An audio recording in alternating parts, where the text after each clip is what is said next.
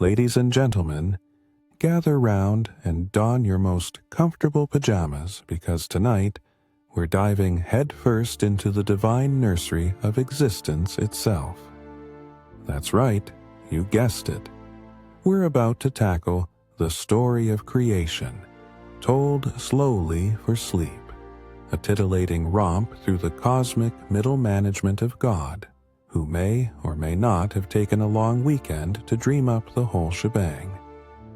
So, buckle up as we leisurely trot through 7 divine days where the world was whipped up faster than you can say organic granola. Now, if you think creating everything from light to livestock took a whirlwind of effort, think again. Apparently, the Almighty was operating on an unholy mix of caffeine and divine inspiration. No overtime pay for celestial beings. Am I right? Yes. We'll get to those dramatic moments of creation that they didn't cover in Sunday school, like God hand-picking the animals or whispering sweet nothings to Adam, before he made him a partner who wasn't an animal because, trust me, those Tinder bios were explosive. Join us as we poke a gentle fun at the incredible irony of it all. From a prehistoric garden party to smack-your-head moments like naming the platypus, it's the modern art of zoological parenting gone hilariously wrong. Want to know why God created Sunday as a day of rest? Maybe he just needed a break from handling complaints about awkward family trees and tangled origins.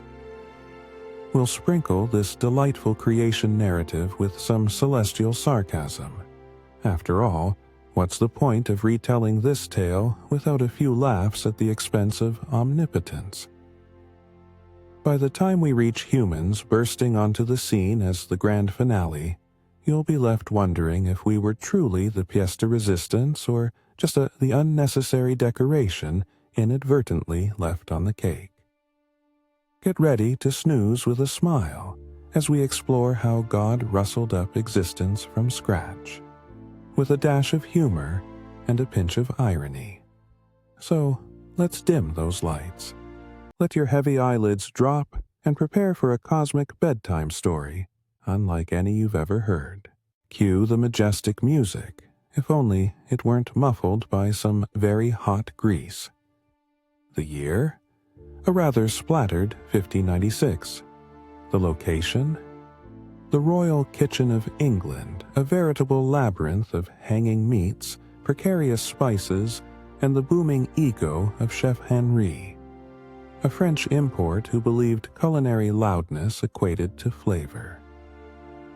Picture it, dimly lit, save for the glow of 1,000 flickering candles that cast dancing shadows on the wall.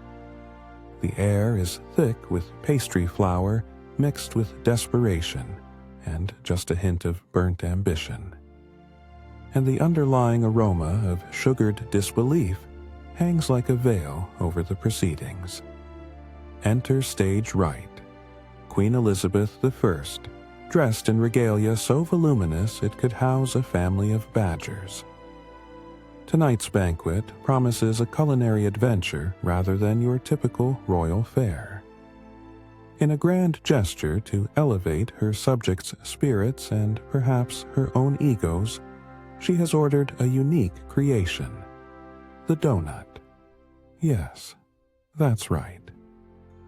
A fried confection so mind-boggling it would later sow discord among the aristocrats, all while raising an eyebrow at the working class who, until then, had been merely content with bread and potential accidents involving their own kitchen fires.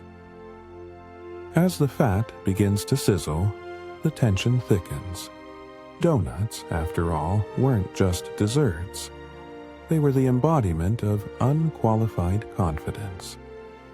Henri mixes flour, eggs, and an unsettling amount of sugar while passionately explaining mostly to the empty air that these round delights would establish England as the new cultural epicenter of snack food across Europe.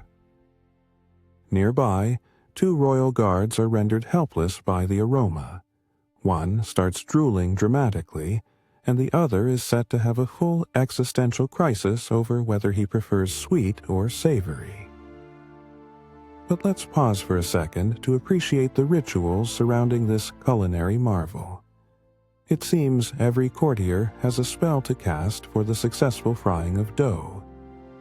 Lady Fitzwilloughby insists that the donuts must be blessed by the council of tea-drinking squirrels, which, unsurprisingly, is a premise that both delights and confuses the throne.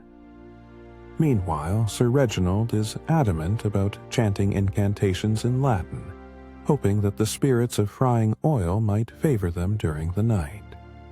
No wonder that chaos reigns when one of the guards nearly trips over a burlap sack of flour that has mysteriously appeared on the floor. A gasp echoes. The court holds its breath, not because of the potential for disaster, but more because of the impending aroma of buttery goodness that seems to curl around them like a warm hug from a baker. The donuts finally emerge from their bubbling baptism, golden and glorious. That is, until the fateful moment when they are examined. One look from the Queen. What in the name of food art is that? Henri had somehow managed to create a potpourri of shapes, ovals, spheres, and one suspiciously phallic-looking concoction. Some observers claim it must be a social statement, while others surmise it to be a cry for help from the chef. Undeterred, the Queen picks up the abnormal object in her hand, raises an eyebrow, and takes a decisive bite. The court holds its breath. The crunch? The explosion of flavor? Or will it face abandonment as a culinary misadventure? She simply smirks, like the Cheshire Cat, and states, "Never underestimate the power of comfort food." And the court? They explode into cheers. Henri is carried out in a passionate embrace of gratefulness while the guards, giddy on donuts, forget their duty and start dancing the Macarena, albeit poorly. The moral of the story? In the kitchen of royalty, one man's flawed shape is another's grand culinary triumph. So remember, when life gives you donuts, shape them like a royal mess, and you might just butter them up into history. In the ridiculous year of 1642, let us set the scene at an unremarkable tavern in the rolling hills of England, where the lighting is dim, the air thick with a blend of ale, sweat, and the lingering aroma of burnt haggis that nobody really wanted to eat to begin with. The sound? A cacophony of drunken bickering over who had the right to dip bread into whose bowl of gruel. Much like an Olympic event, only with fewer medals and more expletives. Now, enter our main character, Sir Gluttony Munchington, a man whose waistline could be considered an urban legend. Dressed in a tunic that seems perpetually a size too small, his ambition for food was only rivaled by his tenacity for pointless disputes.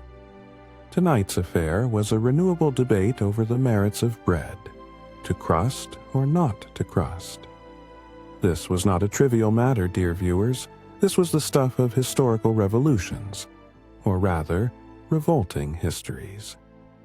At the center of our culinary conflict was the breadbasket, claiming its title of most precious of possessions, a role it held in part due to the fact that nobody bothered to pay for their dinner. The table was a shrine to gluten, with sourdough and steamy baguettes perched precariously on the edge, like hungry acrobats waiting for the inevitable fall. The atmosphere swelled with the tension of a loaves and fishes miracle story gone wrong. "You no good crust sucker," bellowed one villager, to which Munchington shot back with precision reminiscent of Shakespearean insults, leaving the tavern guests to wonder if they were at a food fight or a literary symposium. As tensions mounted, odd rituals ensued. One particularly ambitious taverner decided to don a bread helmet, for protection against the crusty invaders, he insisted, his argument so weak it was practically bread pudding.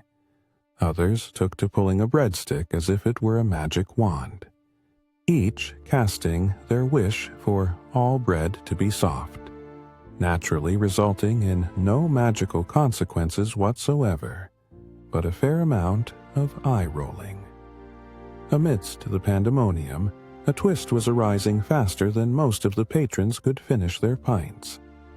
Enter Lady Flattened Dough, a formidable advocate for crust, who waltzed into the room carrying a rolling pin, an object which, in the wrong hands, could cause serious injuries to both toast and humankind.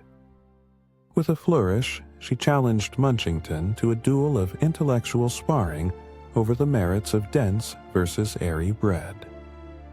As the two squared off, opinions clashed harder than stale bread hitting the floor. With insults flying and breadcrumbs raining, an unexpected miscalculation occurred. Munchington, in his attempt to emphasize his point about crust-like barriers to freedom, gestured dramatically, knocking the entire breadbasket to the floor. The room fell silent as everyone stared. The fallout of Crumbly defeat echoed ominously in the tavern, like a medieval horror movie. And then, a moment of sheer absurdity.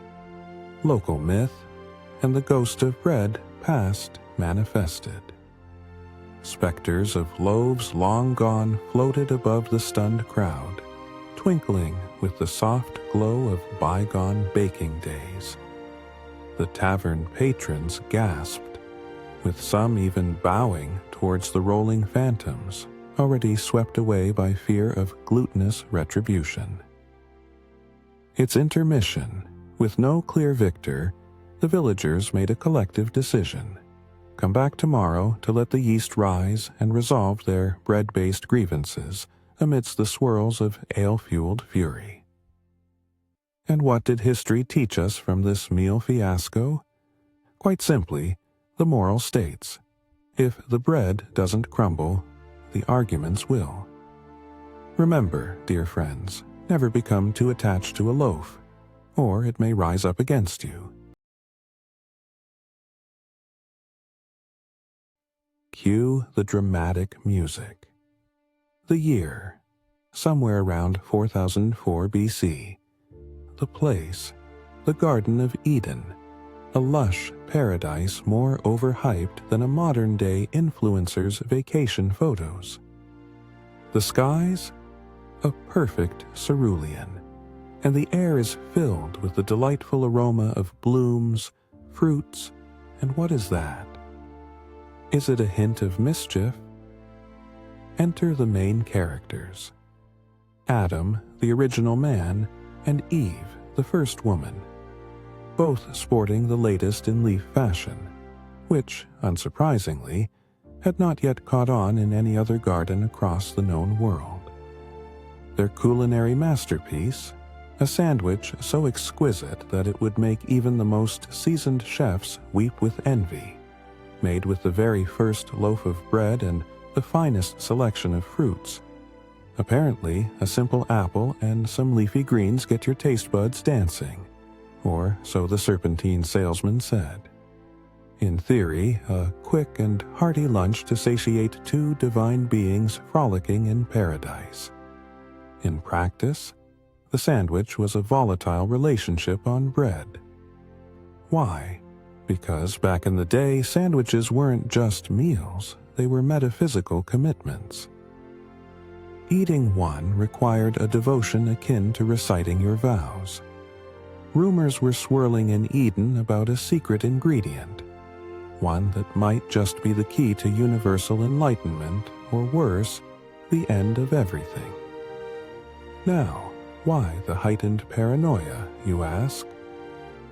Adam, the blue-collar worker of Eden, had a direct line to the big guy upstairs, the unseen creator who had everything covered, until lunch hour struck. As our ill-fated couple unwrapped their Epicurean delight, they were unwittingly drawn into a web of divine stipulations. The sandwich supposedly came with a free advisory warning. Do not eat from the tree of knowledge, or you will be smote. Yet, here they were, chomping on Eden's version of a light lunchtime special, as if the book of Genesis hadn't explicitly told them otherwise. Picture this.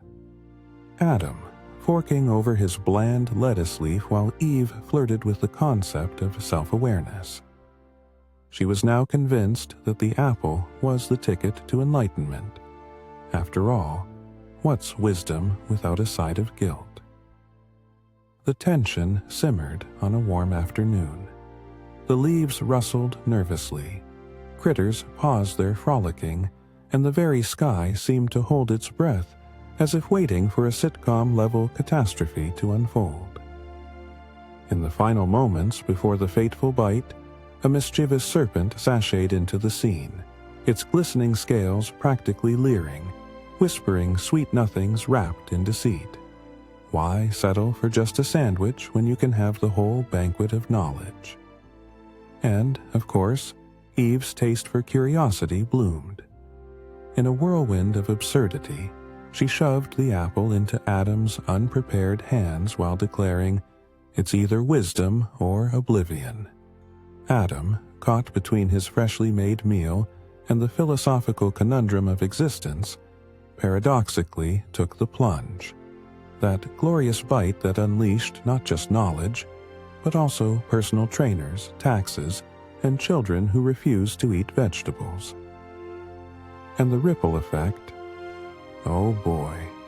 Let's just say that after biting into that apple, ignorance was bliss, right up until it wasn't. Suddenly, they were more aware than they bargained for, aware of their own nakedness, which was about as comfortable as a Christmas sweater in July. Cue the shame. As the divine punishment unfolded, it left a suspenseful sting more impactful than apple-induced guilt. The lunch that was supposed to be a simple midday break went down in history as the peak of existential dread. So the moral of the story? Never trust a sandwich that comes with hidden clauses or an untrustworthy serpent as your lunch companion. Enjoy your meals, but maybe pass on the metaphysical liabilities next time. Picture this. It's the autumn of 1698, in a quaint little village that will be forever remembered for only one significant event, the Great Pumpkin Panic. The sun is setting ominously over a landscape sprinkled with more pumpkins than a Halloween shop, the air thick with the aroma of damp leaves and the distinct, slightly nauseating smell of feigned piety. The townsfolk have gathered in the marketplace, their voices a cacophony of excitement and dread fused together in the glow of torchlight, punctuated by the occasional caw of a furious crow. Or maybe it was just someone's husband. Meet the characters. Old Farmer Jenkins, renowned for his uncanny ability to grow pumpkins so large they were often mistaken for small elephants, is the unlikely protagonist of this tale of farce. A suspiciously spry crone, Granny Griselda, swears she saw the pumpkins whispering to one another. And Miss Petunia, the local florist with a knack for shoving her way to the front of any line, holds close her secrets of pumpkin spice crafting, a concoction under the watchful eye of the pumpkin overlords. The centerpiece of tension, a colossal pumpkin, which has garnered more attention than a royal wedding, rumored to be cursed. Or at least that's what the village gossip mill churned out as everyone lined up to gawk at it. Some said it was a harbinger of doom, a botanical version of a black cat crossing one's path, while others believed it held the key to eternal glory, or just a very muddy pie. As dusk fell and the moon rose high, tension crackled in the air like the silence before a village bonfire gone wrong. Rituals began, invoking the ancient spirits of the harvest. Enter the Pumpkin Festival Committee, an eclectic mix of the town's elite who were hell-bent on getting it right this year. Led by none other than Lord Fiddlesticks, whose determination to outshine last year's then awkward squash-off left the townsfolk praying to the great squash of yore for clarity. Step 1. The ceremonial proclamation declaring the pumpkin a town treasure. Step 2. Each villager took turns whispering sweet nothings to the giant gourd, as if it could somehow pass judgment on their pumpkin-related sins of the past. Such as that one time somebody carved a face that looked suspiciously like the local butcher, but as they chanted incantations, chaos erupted. A particularly ornery cat, not the one from last week's murder mystery, jumped onto the pumpkin, triggering a mass freakout. It was as if someone had shouted fire at a gathering of over-caffeinated scholars. Pumpkins rolled, people shrieked, and Miss Petunia, in a bid to save her precious spice blend from the impending chaos, accidentally toppled the entire pumpkin pie inventory. The pumpkin was now under siege from foul and furious villagers dodging flying crusts. In an ironic twist, the cursed pumpkin turned out to be the only thing left standing, much to its own horror, while the villagers squabbled over who saw misshapen pies being thrown like grenades. Amidst the mayhem, old Farmer Jenkins, with a wild look in his eye that suggested years of agricultural reluctance to admit he loved that pumpkin like a child, decided it was time to rescue it. He charged through the debris, gathering wayward eggs and stale bread that had taken flight. Managing to save the pumpkin just as it was about to be rolled off into the abyss of despair, or the village pond, depending on how far the villagers decided to take the chaos. As the dust settled, the villagers collectively turned their gaze toward Farmer Jenkins and, to their utter astonishment, he decided to carve the giant pumpkin into a mobile throne for himself, the ultimate act of triumph. And so the rivalry was born. Every Halloween afterwards, pumpkin jaggers, as they dubbed themselves, would commemorate the event with increasing bravado, and an absolutely unnecessary number of pumpkin-themed foods. So what's the lesson here, dear viewer?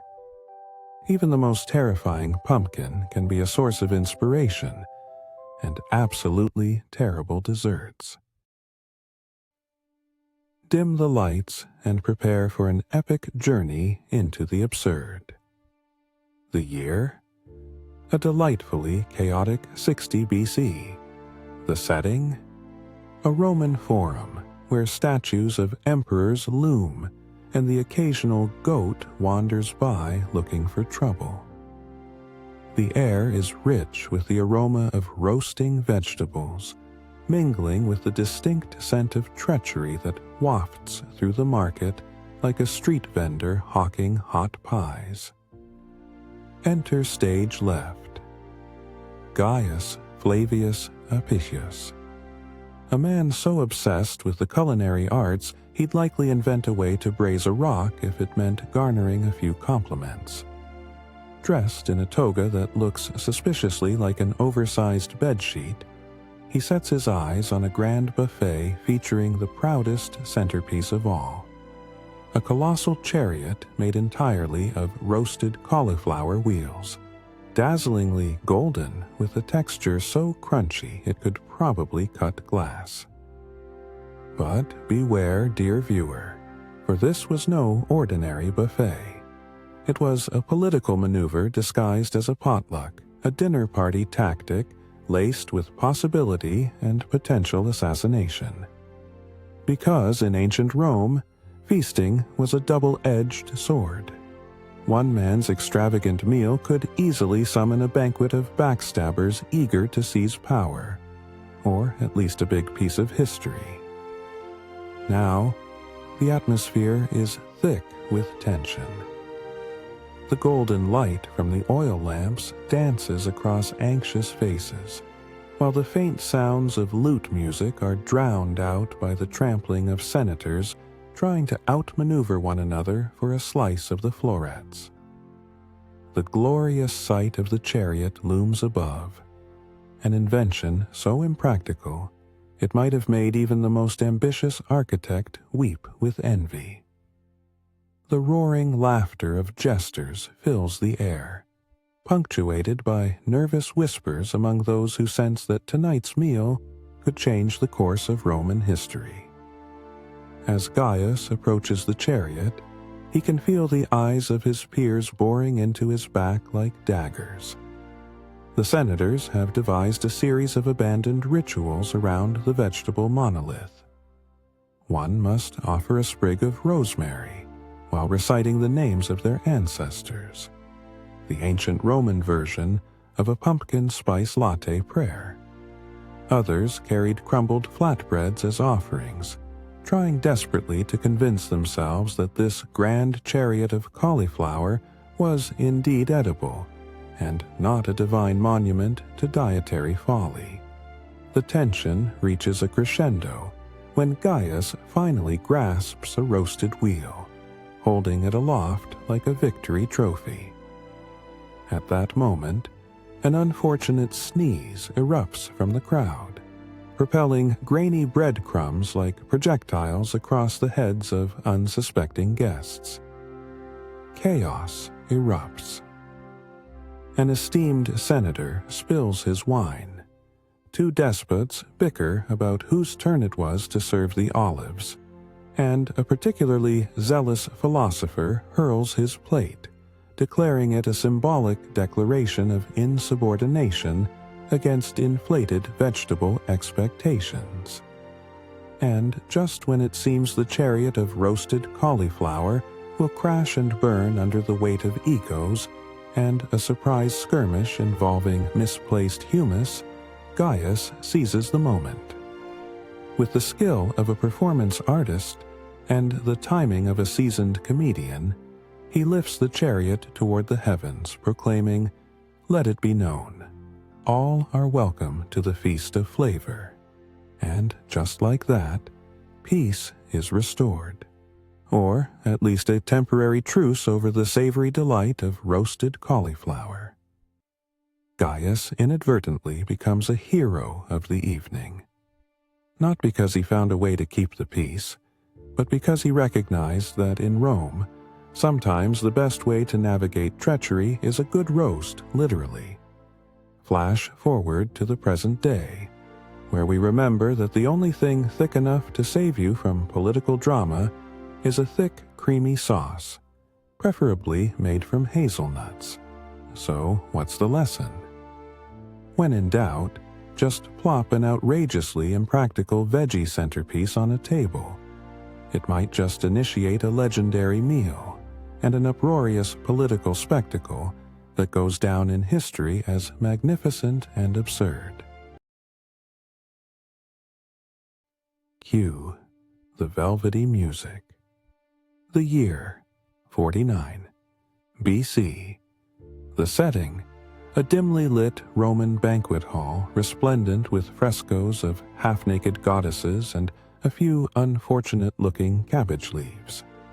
The air, an ironic blend of fish sauce and sweat-soaked linen that would soon become an aromatic signature of high society feasting in the empire.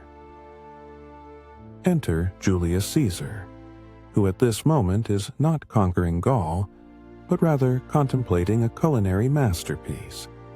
A banquet meant to showcase the finest delicacies of Rome, which he, in all his military greatness, has decided should include a ridiculously elaborate dish made from, drumroll please, dormice. Yes, the rodents. And not just any dormice, but those marinated in honey and poppy seeds and served with a side of day-old gossip from the Senate. In this peculiar Epicurean world, food was not merely sustenance, it was a potent political weapon.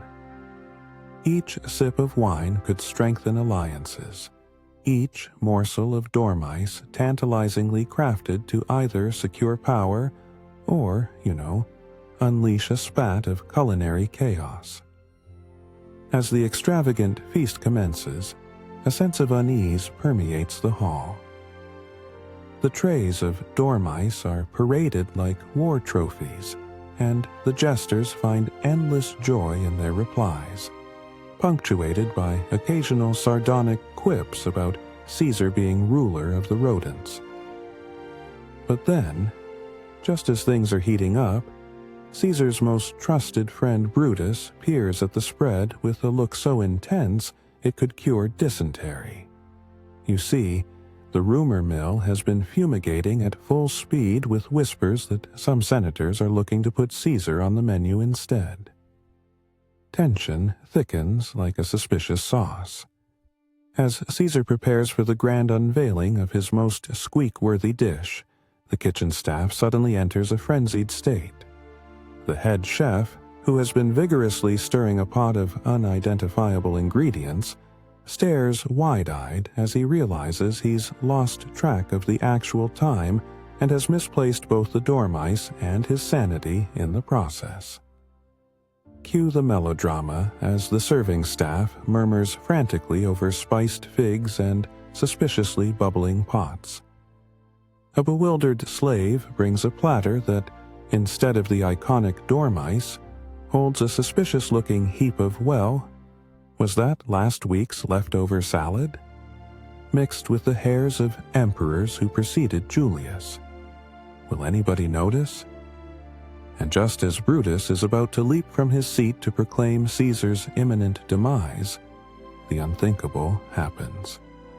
A mouse, yes, a real mouse, scampers across the table, leaping over the pile of leftover salad like it too was eager to escape a political scandal. The entire banquet hall freezes in place. Caesar's guests gawk, their eyes wide as freshly opened amphorae, with disbelief and perhaps a tinge of the sweet irony that pervades Roman life. Suddenly, all eyes are not on Caesar, but on this audacious rodent racing toward the senator's wine to take a swig of last century's vintage. With the unsuspectingly rebellious mouse now the star of the show, laughter erupts, tension dissipates like the vapors of burnt garum, and the dormice fiasco is quickly brushed under the carpet, or rather under the toga.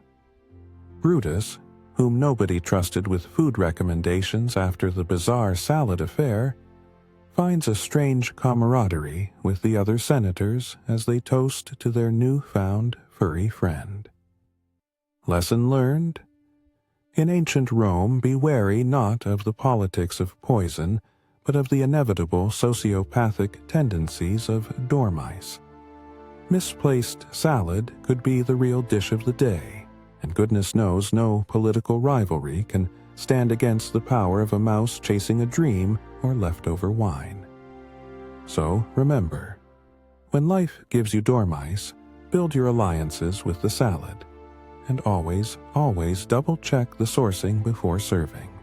Picture this. The year is 333 BC, in a cozy little corner of ancient Greece. The air is fragrant with the scent of olives, sweat, and enough philosophers to make your head hurt. Underneath a gloriously tangled vine draped in a misleading amount of ripe grapes, we find our intrepid character, Dionysus, god of wine, mischief, and generally taking a long lunch break. Now, Dionysus isn't just playing footsie with the tendrils. He's busy plotting the ultimate twist in grape fermentation. He's surrounded by a coterie of wine enthusiasts who might be more accurately described as tipsy philosophers, each having proclaimed their latest epiphany after 3 too many cups of the good stuff. The atmosphere is intoxicatingly chaotic, with the sunlight dancing through the leaves, while sounds of laughter and some highly questionable singing fill the air. But what's really brewing here isn't just the nectar of the gods. It's a plan so convoluted that even the scholars from the Academy would scratch their heads. You see, in this quaint vicinity, wine was no mere beverage. It was social glue, ritualistic nectar, and crucially, a tool for political maneuvering. To serve wine was to wield power, and Dionysus was determined to redefine this grape-fueled hierarchy. As the adoring crowd ponders the meaning of life through slurred speeches, our hero, let's be real, a little tipsy himself, decides to spice things up. Why not, he thinks, throw a colossal wine party? But wait, not just any wine party. This would be a spectacle laden with societal critique and excessive drinking. As invitations are hastily written on pieces of parchment stained with spilled wine, tensions rise among his fellow gods and mere mortals trying to figure out who will bring what vintage. In the epic lead-up to the event, rumors swirl like cheap wine in a dirty chalice. Mistrust brews thicker than grape juice. Is Poseidon plotting to sabotage the soiree with fishy seaweed cocktails? Perhaps Hera plans to enforce a strict dress code that would lead all to spiral into disarray. And there's Athena, who shows up with her infamous apple of discord salad, just when things were getting festive. However, at the zenith of the festivity, picture a giant orgy of grape-induced revelations. Dionysus reveals his not-so-secret agenda. It turns out the entire party was a ruse.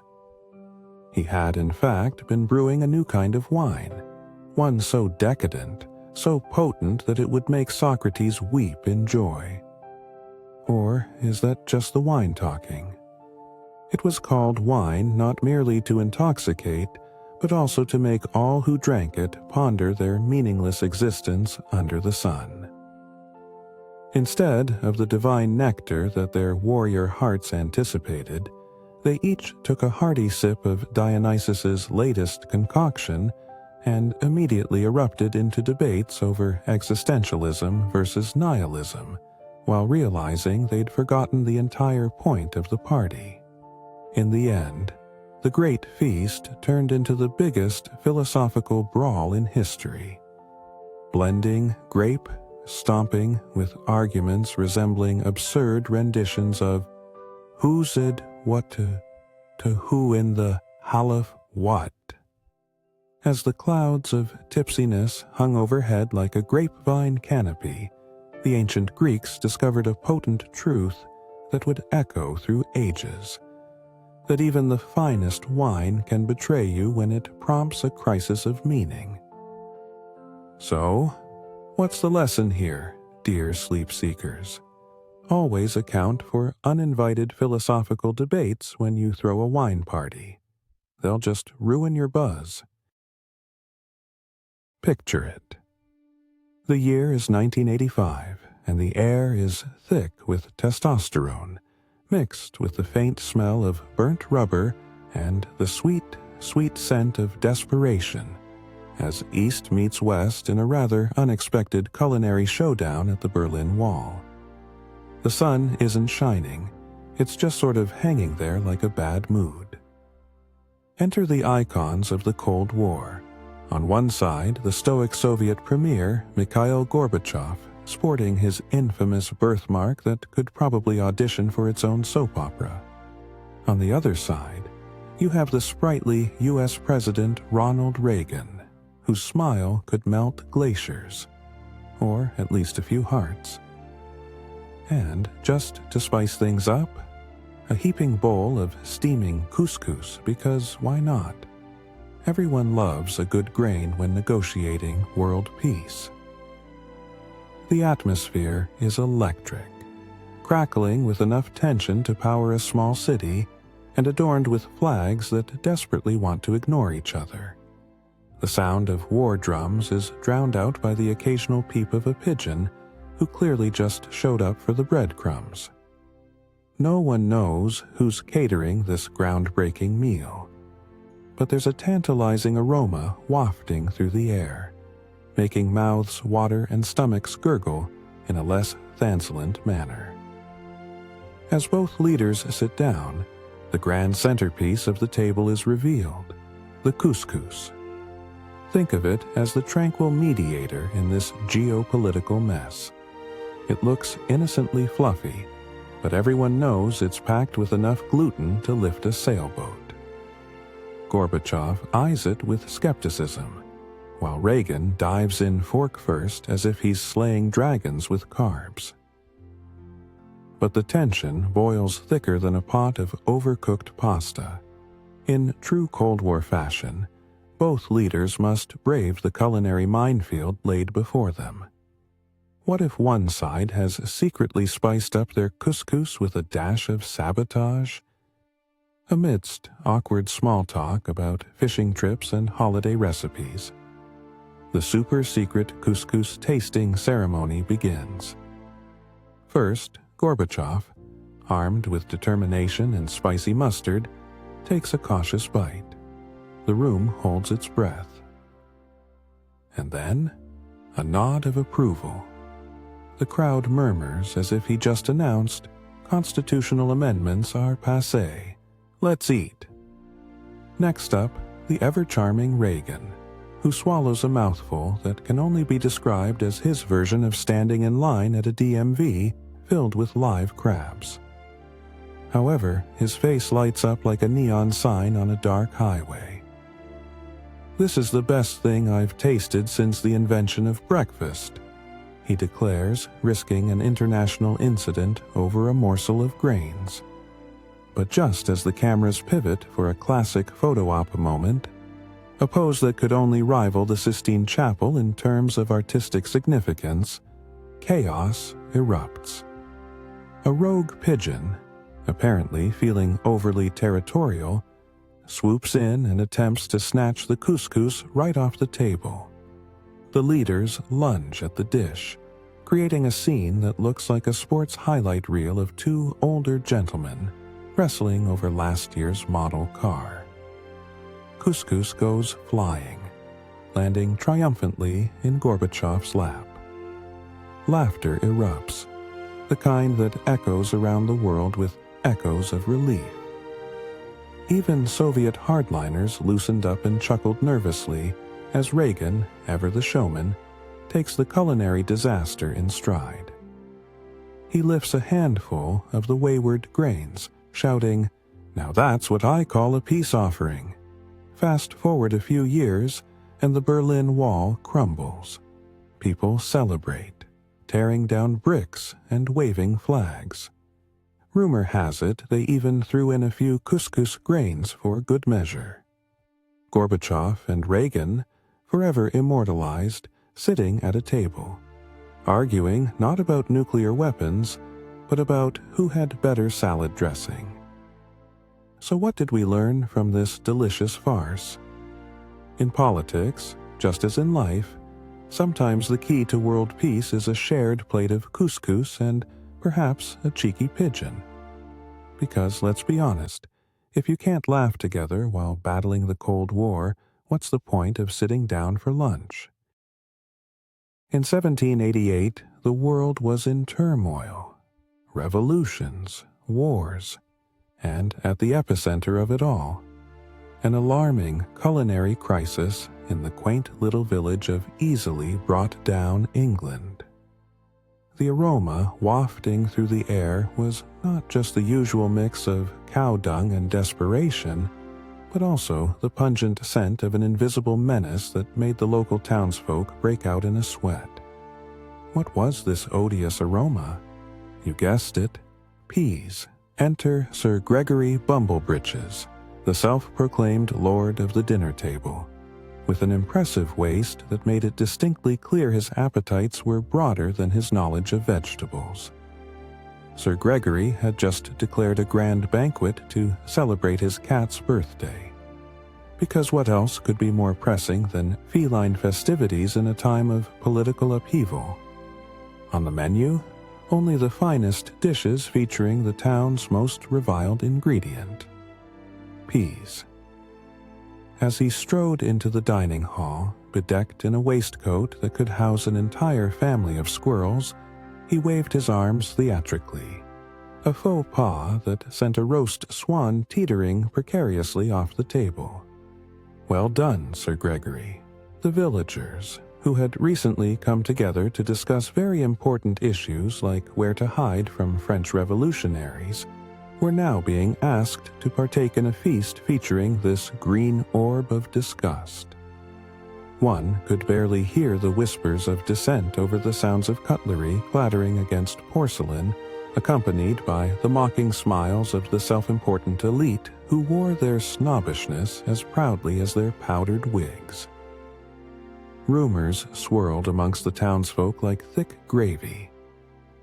Was Sir Gregory secretly in league with the peas? Had he sold his soul to these legumes in exchange for unlimited supply and gassy repercussions? And, just to make things quaintly absurd, the village had employed the ancient British ritual of the Great Green Aversion, where citizens held a ceremonial dance to ward off the invisible spirits of vegetables gone rogue. Imagine men in pantaloons waving their arms while chanting, "No more peas." It was a sight right out of a very bizarre play.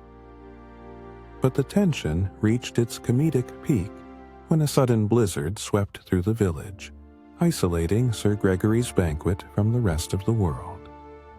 As the peas began their relentless assault on the senses with their blandness, despair fell upon the guests. They pleaded with half-hearted gusto for a diversion. "Slap him with a parsnip! Summon the berry heralds!" they cried, panicked at the thought of consuming something so green and round.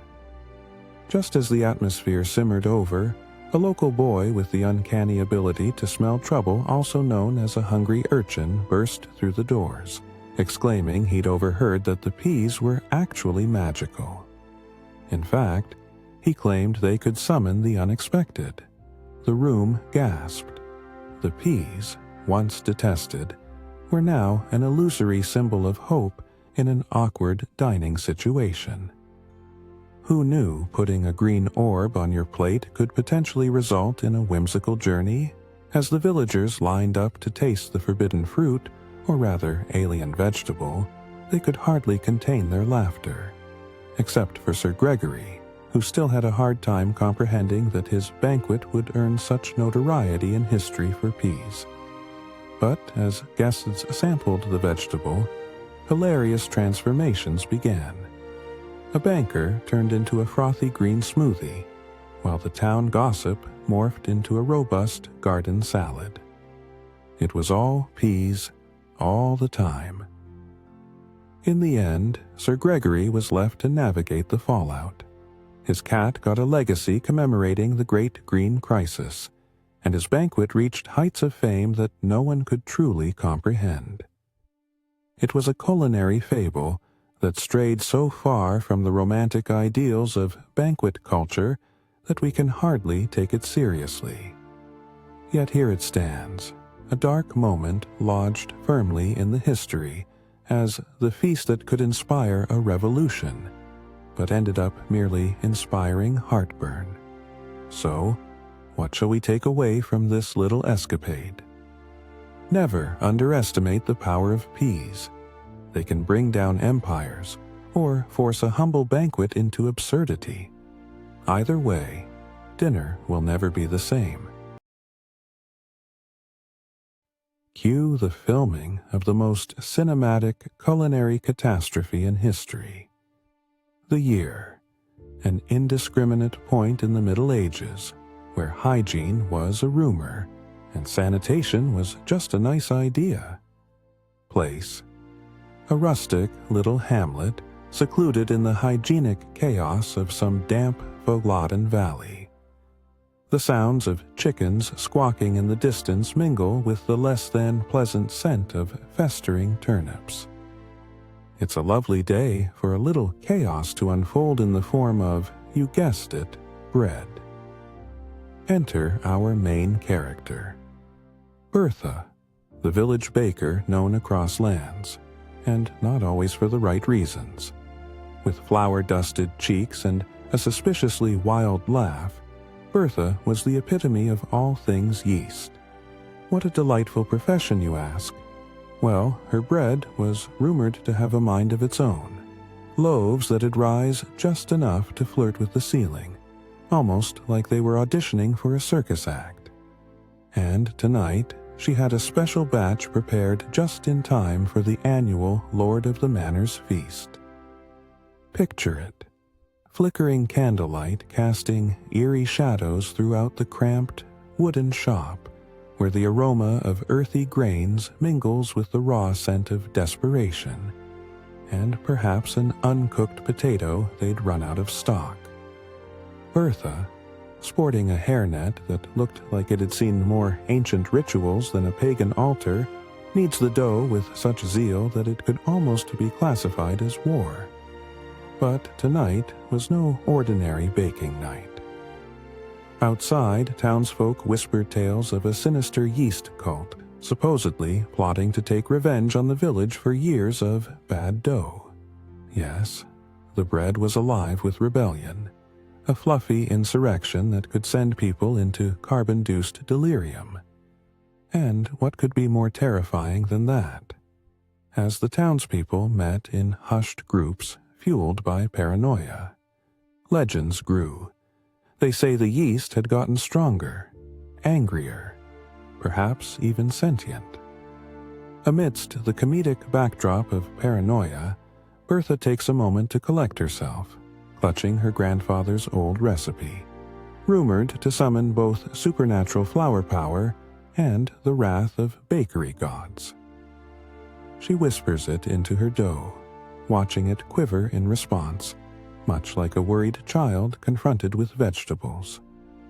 Back at the town square, a crowd gathers, led by the local bard who, ironically, looked like he hadn't washed since the last bread riot. He jumps onto a stool and strums a lute, serenading the assembled masses to calm their bread-fearing hearts. Fear not, good villagers, for what arises may be more than carbs. It may be a miracle, or perhaps a very fluffy disaster. As Bertha removes her mysteriously bulging loaves from the oven, a loud crackling ensues, and they begin to rise dramatically, like balloons gone rogue. The loaves, in a comedic twist, sprout arms made of dough, yes, arms, and engage in a dance that would make even Elaine Beans jealous. The townsfolk stagger back in horror. Was this the rise of the yeast mob, the very villains of their nightmares? They were indeed a little fluffy, but oddly threatening, gliding across the wooden tables in a doughy conga line. Just as this sugar-coated horror reaches its climax, the Lord of the Manor arrives to inspect. And he's not about to be sidelined by sentient bread. In true medieval fashion, he attempts to swat away this new breed of revolution with a flimsy wooden sword. It, too, Hukti, is ineffective against the carb-driven rebellion. Ultimately, the grand reveal commences rather anticlimactically. The bread, having performed its rhythmic takeover, has simply tired itself out.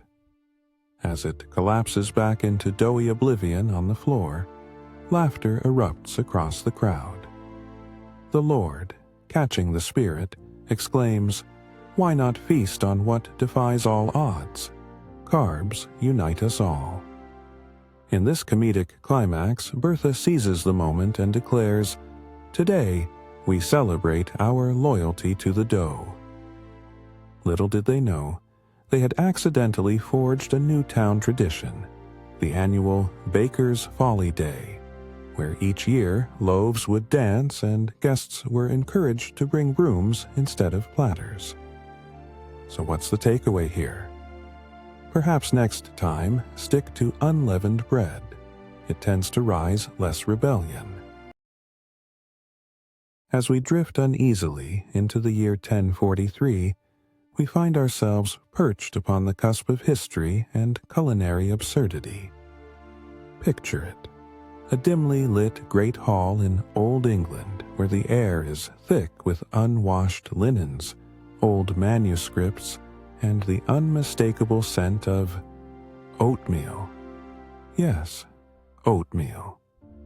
The breakfast food favored by peasants and princes alike, but especially today, by one particularly grumpy King Ethelred II. This was no ordinary bowl of oatmeal, mind you. This was the king's secret weapon for maintaining exactly 0 political power, and possibly fewer friends. At this very moment, our King Ethelred, a man whose reign could be best described as mildly uncomfortable, was having a breakfast that would shake the very foundations of his royal court. With flickering candlelight casting dramatic shadows across his face, Ethelred sat surrounded by a court that was approximately 10 steps from a food fight, fueled by their palpable paranoia over what was about to unfold. Today's dish was crafted from oats so wild they practically came with a disclaimer: consume at your own political risk.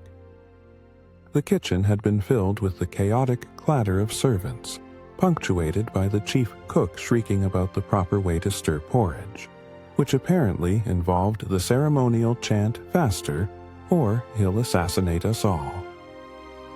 The hall buzzed with tension, as anyone who had ever crossed the king, including the entire audience present, feared the wrath that could erupt should this bowl contain anything less than the finest grains. The first and foremost rule of survival in the royal court: never, under any circumstance, present the king with bland food. Almost everyone around the table quietly wondered if bland oats were an invitation for revolution. As the meal was served, an aura of superstition crept over the gathering. Rumors abounded that the last king who had a bit too much nutmeg in his porridge found himself quite unexpectedly dethroned, right into the royal compost heap. The tension grew thicker than a bowl of the very oatmeal in question.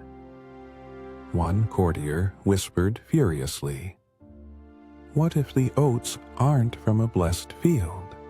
What if these are the seeds of dissent?" Meanwhile, another simply sneezed, and the entire party froze, as though the sound signaled the end of the monarchy. Just as King Ethelred lifted the spoon with a quivering hand, someone, at no surprise, slipped on a forgotten sausage link, resulting in a courtier crashing dramatically into the king's table, striking the bowl of oatmeal directly with his elbow. The oatmeal flew into the air like a well-orchestrated food tornado, showering everyone present, including the king, in its starchy glory. The court erupted into chaos. Pearls of wisdom became pearls of laughter as one nobleman was seen attempting to collect the royal porridge into his goblet, asserting it could be sold as some new health trend.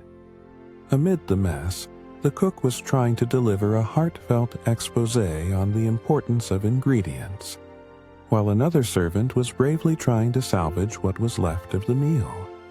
Ultimately, the king ended up with oatmeal in his crown, which suspiciously gave it a bold new aesthetic. In the end, Ethelred declared that this strange breakfast fiasco was a sign from the heavens that perhaps, just perhaps, he should consider a reign of freedom and spice rather than a leaden diet of blandness. Perhaps, in the great celestial pantry, oats were not the answer after all.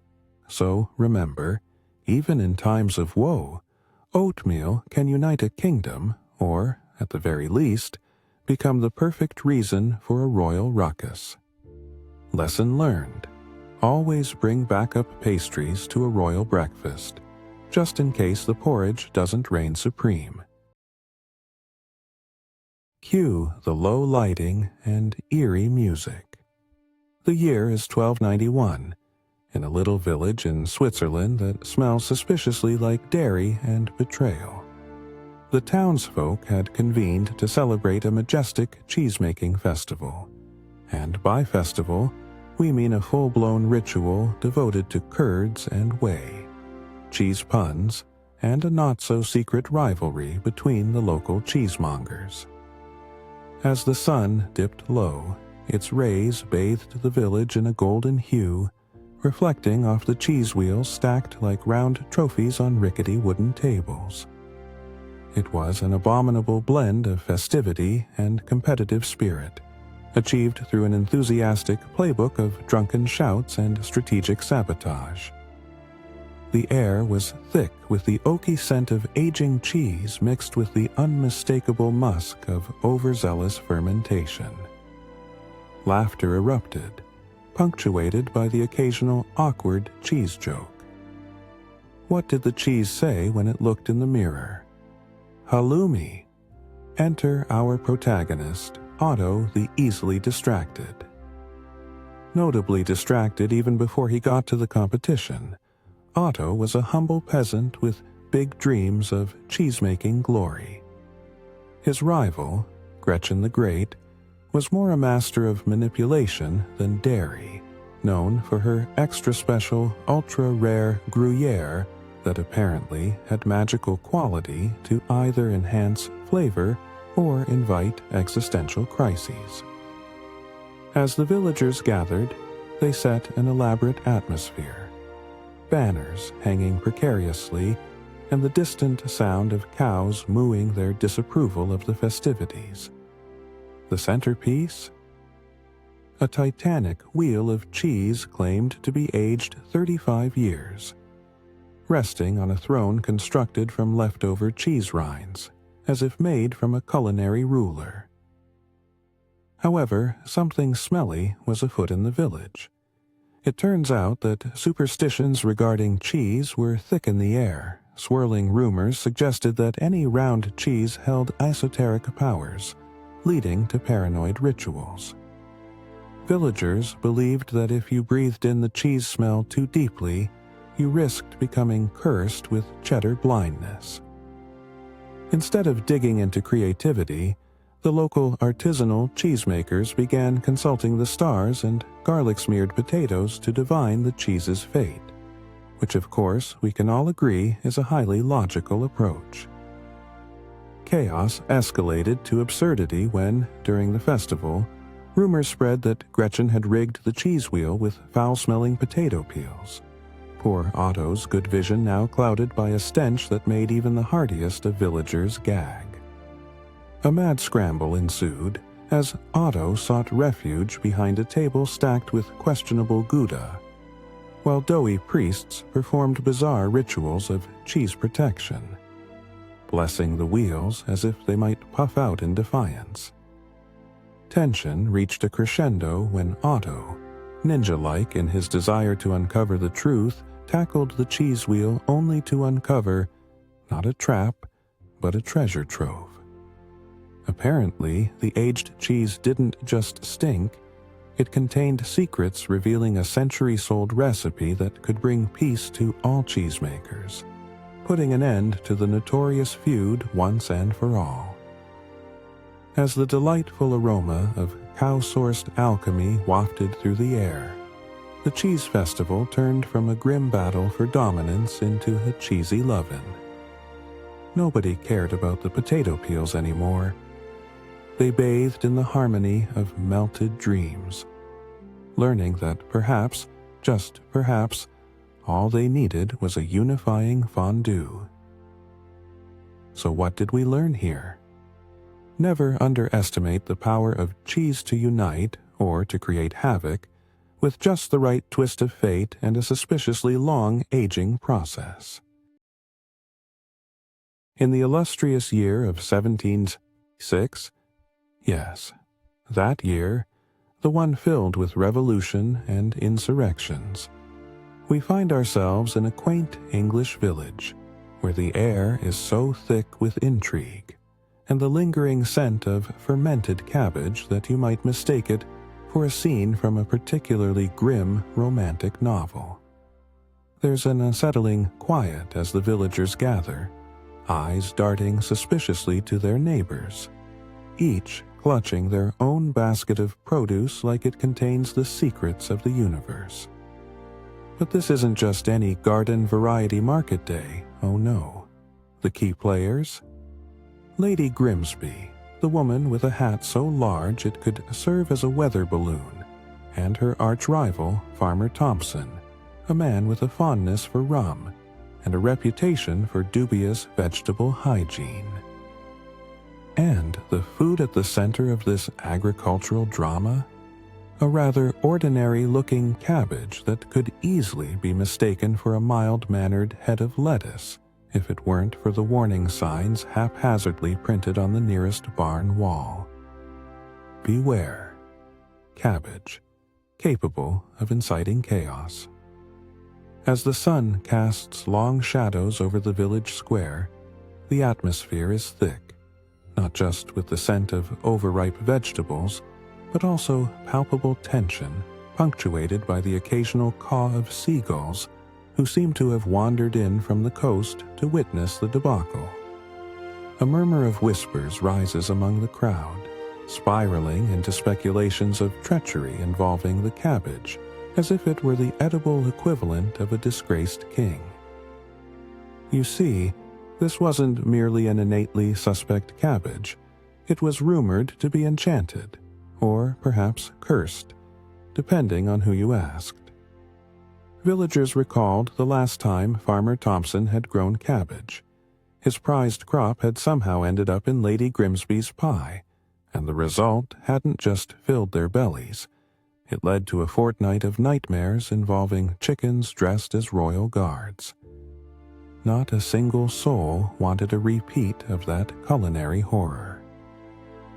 Desperate to avert disaster, the villagers held an emergency meeting, the likes of which had never graced the local tavern where hard cider flowed as freely as conspiracy theories. Amid the clamor, Lady Grimsby proposed a cabbage exchange program, one favorable to her, of course. Everyone would trade their suspect cabbages to ensure she got the only edible one. The villagers eyed their own greens suspiciously, weighing their options.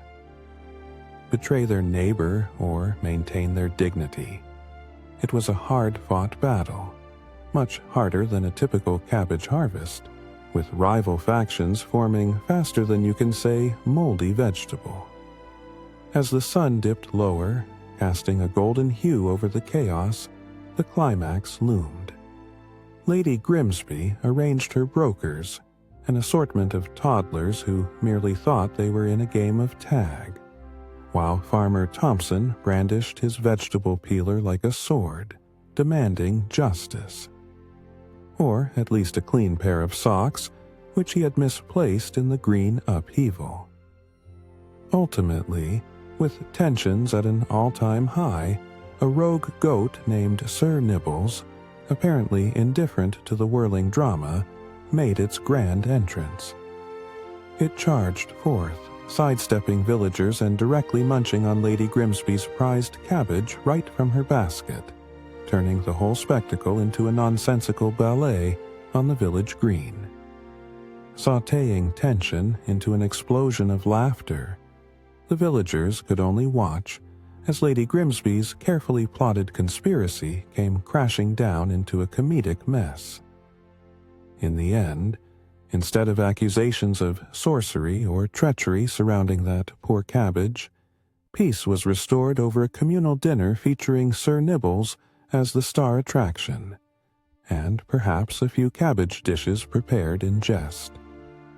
Villagers bonded over the absurdity of it all, understanding that when it came to crops and conspiracies, laughter seemed to be the most magical seasoning. So what's the lesson here? In the midst of chaos over a cabbage, remember to never take vegetables too seriously. They're best enjoyed lightly sautéed with a pinch of silliness. Fasten your napkins, dear viewers, for we are whisking away to the splendid courts of ancient Mesopotamia, circa 3000 BCE. Picture this: a grand royal banquet where the aroma of roasted lamb competes with the distinct scent of ancient dirty laundry and burnt offerings. The golden glow of oil lamps flickers amid the vibrant decor, illuminating the dubious culinary craftsmanship that will soon give rise to dish-driven dismay. Our star of the evening? A bowl of shiny, perfectly ripe figs, just plucked from the boughs of the tree of knowledge, or, as the locals call it, the tree of marriage insurance, a delectable fruit revered for its alleged aphrodisiac powers and its timeless ability to cause more marital strife than a bad haircut. Yes, this innocent fruit is about to make a mockery of the phrase "an apple a day keeps the doctor away." As the sun sets and the shadows lengthen, we meet our key players. King Shambazel, a ruler known for his flair for the dramatic and an unparalleled ability to avoid honest discussions about his state's ongoing drought. He awaits the figs with all the anticipation of a child unwrapping a breakfast cereal toy. The royal chef, Bombalicious, nervously presents the dish, adorned with honey so sticky that it could double as a plot device in any romantic comedy. As the figs are served on the gold platters fit for a deity, the tension in the room escalates. Rumors swirl that these particular figs have been blessed by the high priest of overreaction. You see, there are whispers of a fig curse, one that suggests consuming them could result in unexpected marital woes. Compounded by the recent divorce epidemic in the royal court, the stakes could not be higher. The aroma, now thick in the air, resembles a concoction of fear and floral sweetness. To mitigate the fig fiasco, several peculiar rituals are executed, including the ceremonial fruit poking, wherein handmaidens inspect the figs for signs of divine displeasure, all while an elderly eunuch clutches a talisman believed to ward off ill-fated figs. Laughter erupts when the royal court jester makes the grievous mistake of bringing a monkey to act as a second opinion on the figs. A decision met with the disapproval of several attendees until they realize the monkey is more trustworthy than the last 4 court advisors. King Shambazel finally lifts the first fig to his mouth, and time stands still. Tension solidifies as the court collectively forgets to breathe. One fig slice into the royal taste buds, and all hell breaks loose. The king, confused and aghast, stands up abruptly, shouting, "Is this fig trying to kill me?" The room goes silent. Heads turn in pure disbelief. Suddenly, a voice from the crowd exclaims, "It's not the fig, it's the honey." Cue the panic. Chefs flee, handmaidens shriek, and if someone accidentally knocked over a vase, you'd think a nuclear bomb had been unleashed. However, in the chaos of self-preservation and fig-induced hysteria, it's discovered that, alas, it wasn't a fig curse after all. The stupefied cook had accidentally grabbed an ancient jar of honey that had fermented into a potion known to induce hallucinatory visions. Fig-related, of course. Woolly mammoths dancing with fiddling fairies and flotillas of flying fish loom over the bewildered guests, all blissfully unaware of the culinary crisis unfolding in front of them. As the laughter dies down, we learn an important lesson in the age of shaving goat cheese and other extravagant appetizers. Perhaps the fanciest figs and the wildest honey are best suited for a casual toast, rather than public consumption in the presence of easily startled high priests and court jesters with monkeys. So what's the takeaway from this evening of absurdity? Next time you're faced with an elegant fig at a dinner party, just remember, it could be an aphrodisiac or an existential crisis on a platter. Cue the melodramatic music. The year 59. BC. The setting, a Roman villa that could only be described as a training ground for interior design gone wrong. A mix of marble columns that accidentally scream gaudy opulence and an overabundance of sprawling frescoes depicting, well, if we're honest, too much of everything. The air, saturated with the pungent aroma of spiced meats, the fragrance of overripe olives, and the vague stench of impending political assassination. Into this scene stomps none other than Julius Caesar, the man so ambitious he thought conquering Gaul was merely the beginning of his afternoon. Today, however, he is faced with a culinary crisis, a bowl of pickles destined to be the most controversial dish in Roman history. Because, you see, not all cucumbers are created equal, and in Rome, this particular batch had arguably cleared the line from sublime to suspicious. What's so special about pickles, you might ask? Well, to the Romans, they were not merely food, they were the social equivalent of a game of chance, a culinary roulette that could lead to glory or betrayal, served on a wooden platter. Waves of laughter and cheerful chatter filled the villa, alongside the classic rattle of dice and the occasional thunk of a chariot crashing, because who could resist the drama of a good party? Yet, amidst the revelry, there was a plethora of unreasonable paranoia brewing like a questionable pot of stew among the higher echelons of society. Was the noble Lucius trying to poison Caesar? Had Mark Antony slipped something foul into the garum?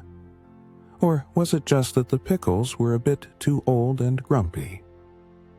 The emperor's taste testers, a gaggle of terrified slaves known collectively as the briefly employed, had sworn they detected a new flavor, one so potent it overshadowed all else: brine. In a world teetering on the brink of political instability, a bad plate of pickles could lead to a shanking worthy of legend.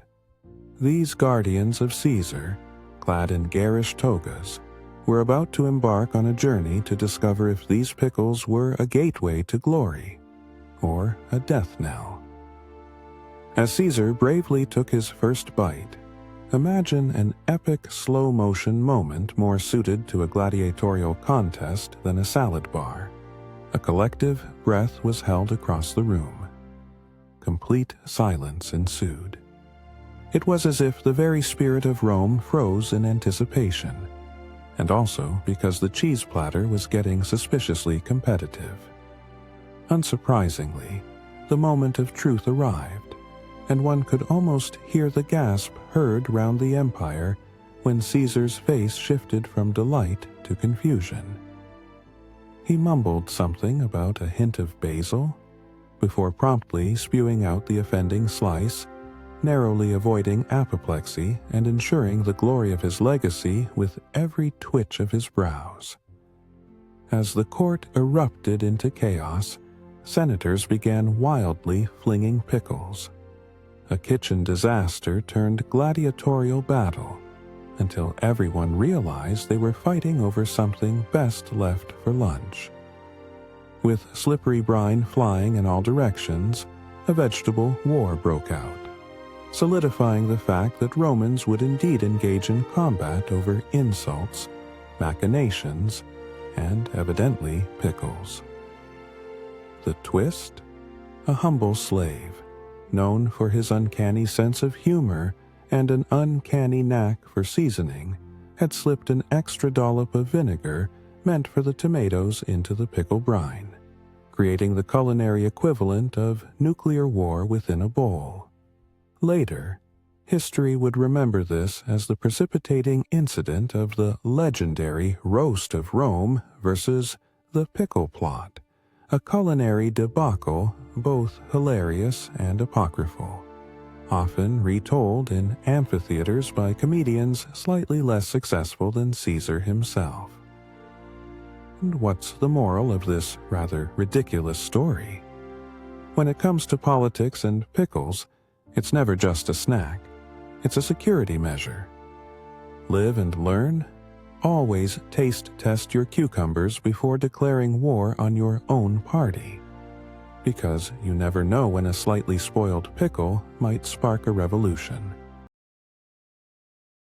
As the sun set in the 12th century, casting long shadows across the cobblestones of a sleepy Italian village, a scene unfolded that would change the culinary world forever. The air was thick with the smell of boiling water and burnt hopes, while somewhere in the distance, an almost haunting melody of an out-of-tune lute filled the night.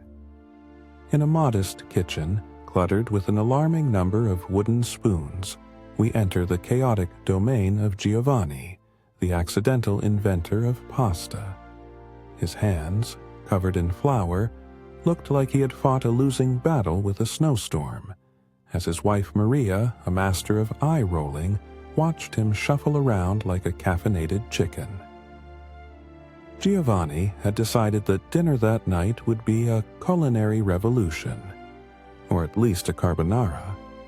He had a grand vision of transforming an ordinary bowl of dough into something resembling edible art. But, as luck would have it, flour was more filled with dreams of revolution than with gluten, which would set the stage for an epic dinner debacle. Enter Lady Rosetta, the local noblewoman who fancied herself a food critic, but inadvertently served as the inspiration for many an exaggerated tale regarding fast food and culinary urgency. Tonight, she would grace Giovanni's humble abode with her presence, her palate trained by years of feasting on whatever absurd delicacies her wealth could afford. She expected only the best, or, at the very least, a promise of a decent meal squeezed through flamboyant storytelling. Giovanni, overwhelmed and underskilled, was determined to impress. He boiled water like it owed him money, while his noodles dramatically flopped into the pot with a plop that could only be described as theatrical. As the noodles danced in the water, they began to take on the elusive shape of al dente. But would they survive the wrath of Rosetta's discerning fork? Whispers spread through the village faster than gossip about a goat that could recite poetry. The locals, intrigued and slightly terrified, gathered outside the kitchen window, drawn by the aroma and the chaos. Some had even placed bets on whether Giovanni would poison the lady or create a masterpiece. Both outcomes would be a win for the audience. As Lady Rosetta arrived and settled herself at the table, the absurdity truly began.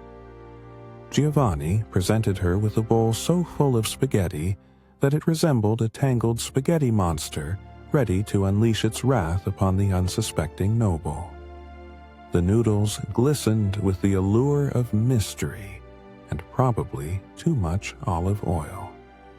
"Bon appetit," he exclaimed, his voice a strange mixture of confidence and tremulous hope. But the moment Rosetta twirled the first slippery forkful, the scene escalated into a farce. The noodles intertwined so chaotically that she seemed to be attempting to extricate herself from a vine of doom rather than enjoying a peaceful high society meal. Her delicate fingers fought valiantly against the mass, but spaghetti inevitably won, sending morsels flying like soft projectiles. The villagers watched in stunned silence, punctuated only by the occasional suppressed snicker. The hilarity escalated as the first bite triggered an unanticipated reaction. Instead of melodious sighs of satisfaction, Rosetta coughed dramatically, a spaghetti catastrophe. The world stood still. An infinite second stretched as everyone held their breath. Was she overcome with joy or choking on Giovanni's ambition? Finally, the noblewoman, ever the dramatic performer, proclaimed, "This is audaciously chewy." A chaotic attempt at a compliment wrapped in confusion. The villagers cheered as Giovanni's face turned from disbelief to pride, and the pasta conundrum transformed into an unexpected village celebration. And so, what started as a simple meal became an evening of laughter, flung noodles, and a newfound reputation for Giovanni as the pasta prince. The evening proved that culinary aspirations could be fraught with disaster, yet somehow joy could still be found in the fray. So, what lesson did we learn? Always invite an audience, because culinary genius paired with a side of chaos guarantees you'll always set the table for comedy.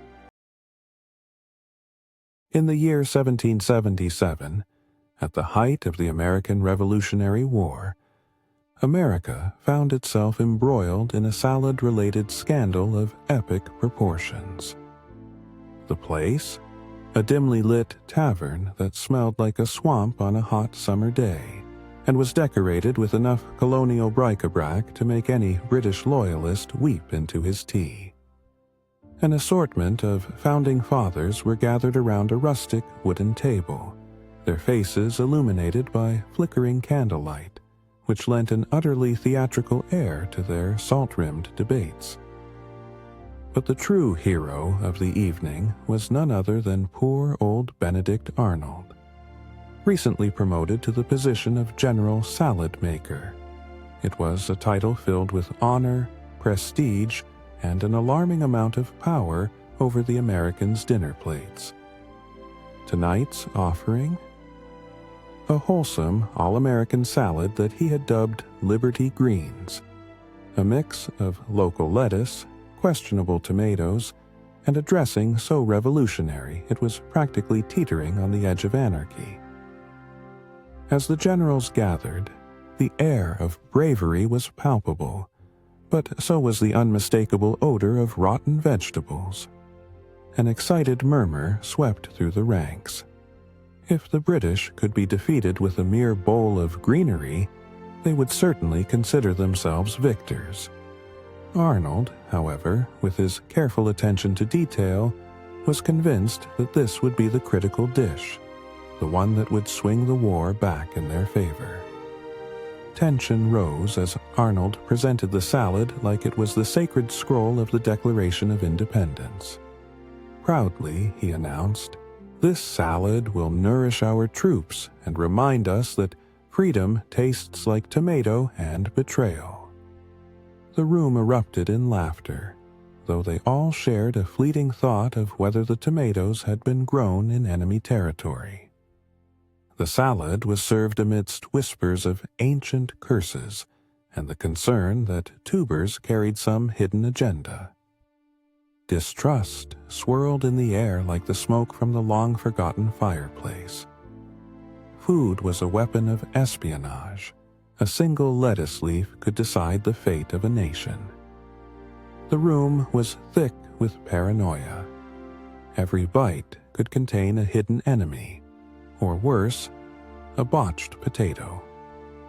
The delightful audacity of Arnold's recipe was marred by peculiar rituals designed to ward off toxic greens, tossing salt over the shoulders, chanting intimidatingly at tomatoes, and one particularly brave delegate who insisted on spinning in circles while taking a cautious nibble of a crouton.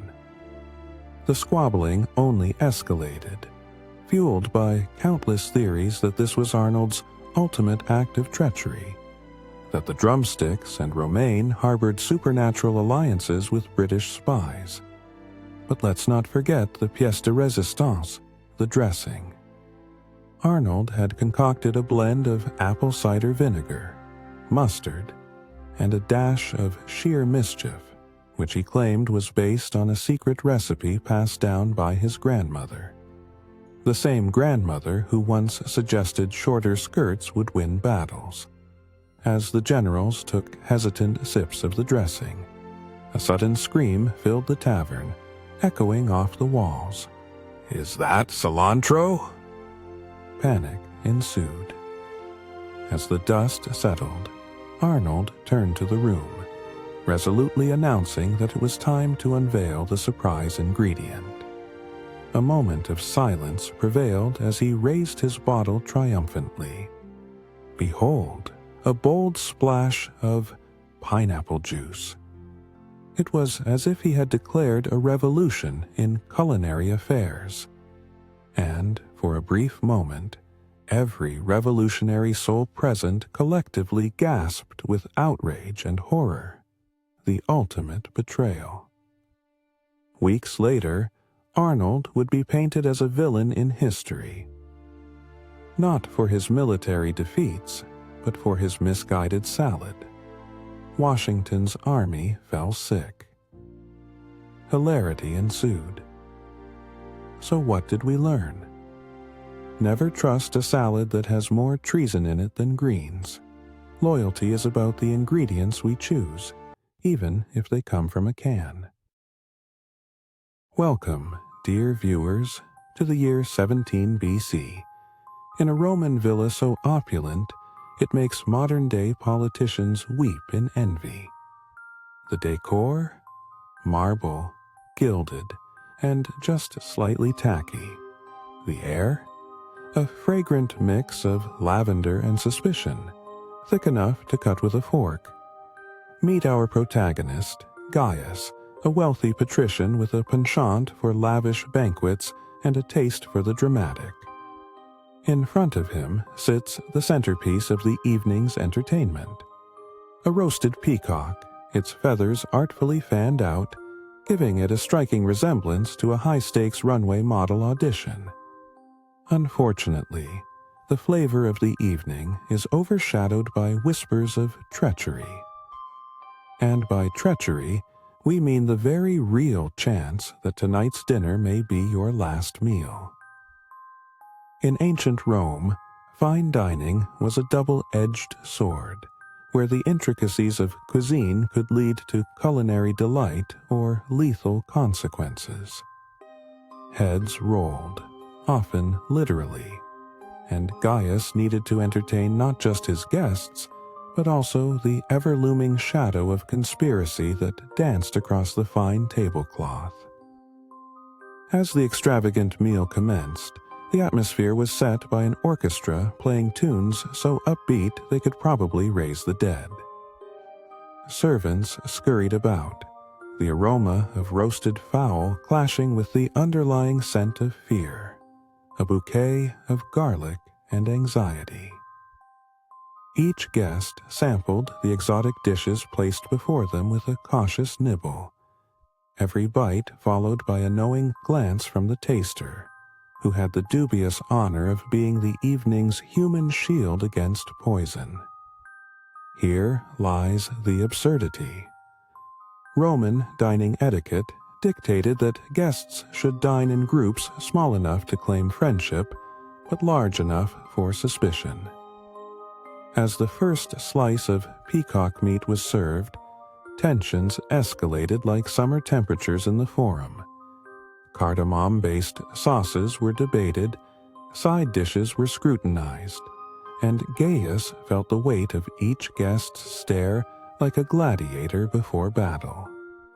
You see, the rituals surrounding food were nothing short of theatrical performances laced with paranoia.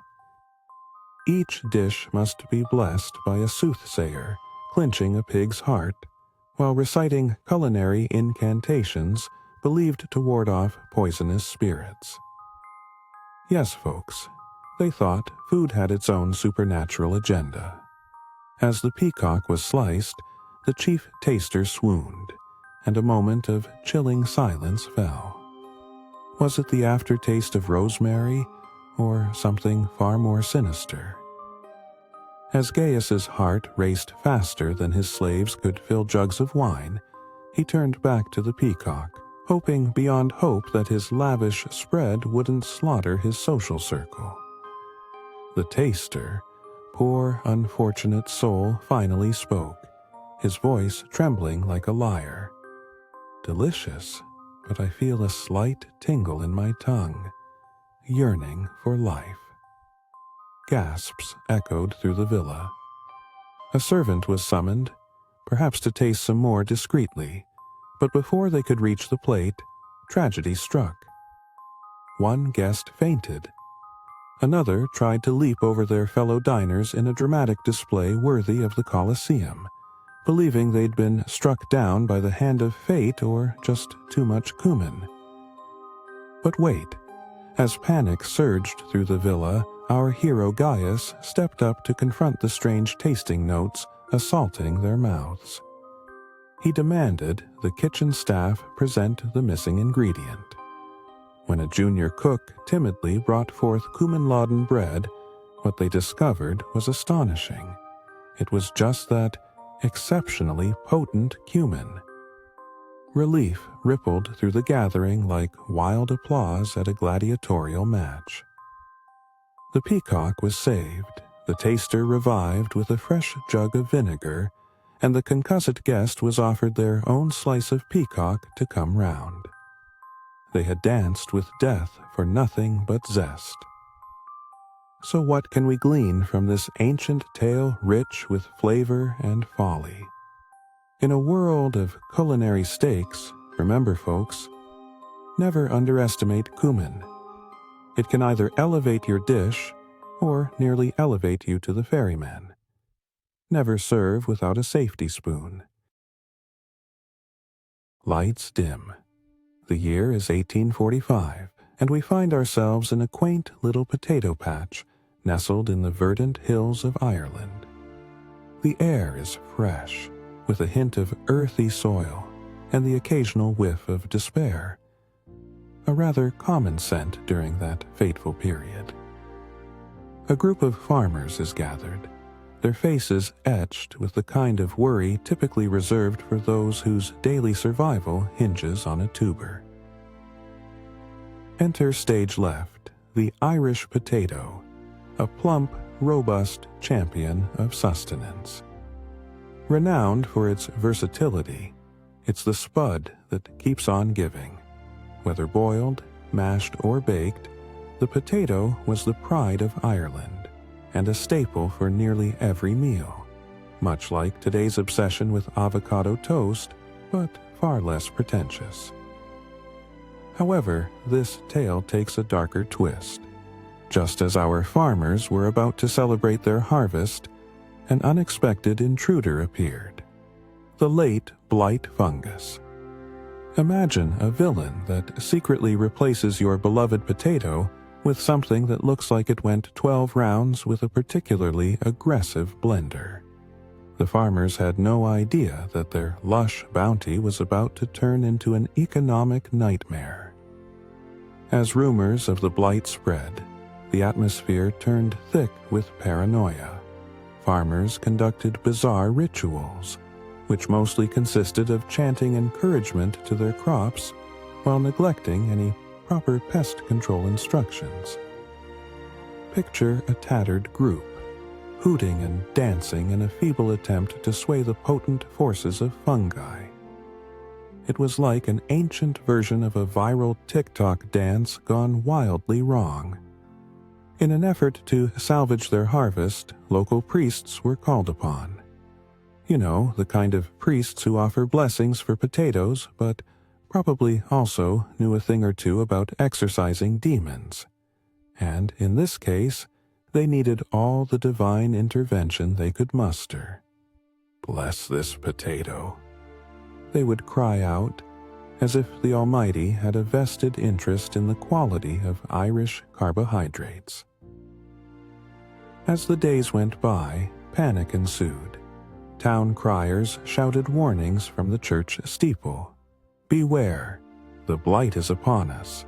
Bring your plans for a gluten-free diet to ruin." Farmers began to inspect every potato with the intensity usually reserved for a gold mine discovery, only to find their spuds transformed into shriveled excuses for vegetables. The one's steady supply dwindled while potato-based recipes unexpectedly skyrocketed in creativity. Who knew potato ice cream would ever make an appearance? In a twist of irony, the very crop that had sustained them now brought them to their knees. So bad was the situation that people began hoarding potatoes, stashing them like precious gems. A game of potato poker emerged, where bets were placed not for cash, but for the last remnant of a once glorious spud. Imagine high-stakes poker faces, but instead of bluffs, players were dangerously deliberating on whether to trade for a potato with questionable patches. By the time the blight settled in for the long haul and famine declared its unwelcome arrival, the reality had sunk in. Potatoes had gone from being the backbone of the Irish diet to being a rock in their pocket, a dreadful reminder of culinary betrayal. And thus, history turned, not for the better. The Great Potato Famine, a tale peppered with irony and dire circumstances, became not just a historical tragedy, but a timeless lesson about putting all your eggs in one potato basket. So, what do we learn from this mashed mess? Never underestimate the power of a fungus, and perhaps it's wise to diversify your diet beyond potatoes, lest you find yourself with nothing but a sack of regrets. Buckle your seatbelts, dear viewers, because this episode brings us to the late 17th century, specifically the picturesque hills of England, where the lush green grass was more than just a backdrop for pastoral poetry. It was the stage for a cheese-making epic that would make you wish you'd taken up gardening instead. Now imagine a quaint village, bursting with artistry and ambition, and just a hint of sulphurous odor wafting from the goat pens nearby. Yes, welcome to Cheddar, the birthplace of the cheese. The one food that sparked as many debates as it did lactose intolerances. Our key character this time, none other than Thomas the Not-So-Spectacular, the village cheesemonger, with a personality as flat as his undeliverably hard cheeses. The local townsfolk gathered in the market square, their noses filled with the unholy blend of curd and cow, every year on the day of the great Cheddar Festival, where the cheese was the star and sensible eating was nowhere to be found. Under the glow of the sun, which in historical England basically meant 50 shades of gray and a light drizzle, villagers gathered with the sound of cows mooing in the background stolen from a Shakespearean play. The grand spectacle of the day, a cheese wheel the size of a cart. Not just any cheese, mind you. It was to be the cheese wheel of destiny, a sacred offering to the local lord, who would bless it only if it met his ridiculously high expectations. And what was that expectation? Only that it didn't taste like feet. To add to the pressure, centuries' worth of cheese-making knowledge was squished into one single afternoon of chaos. They assembled in anxious clusters, sacrificing their dignity in the name of curds and whey, chanting incantations that took the form of oddly poetic cheese puns. Churn, churn, cheese smell, may this dairy do us well. They yelled, half hoping someone would hear them and turn it into a hit single. tensions rose like the temperature in a poorly ventilated kitchen. Rumors swirled that a rival town had sent impersonators to sabotage the festival. Owl-shaped cheese molds were spotted in suspiciously cartoonish movie style.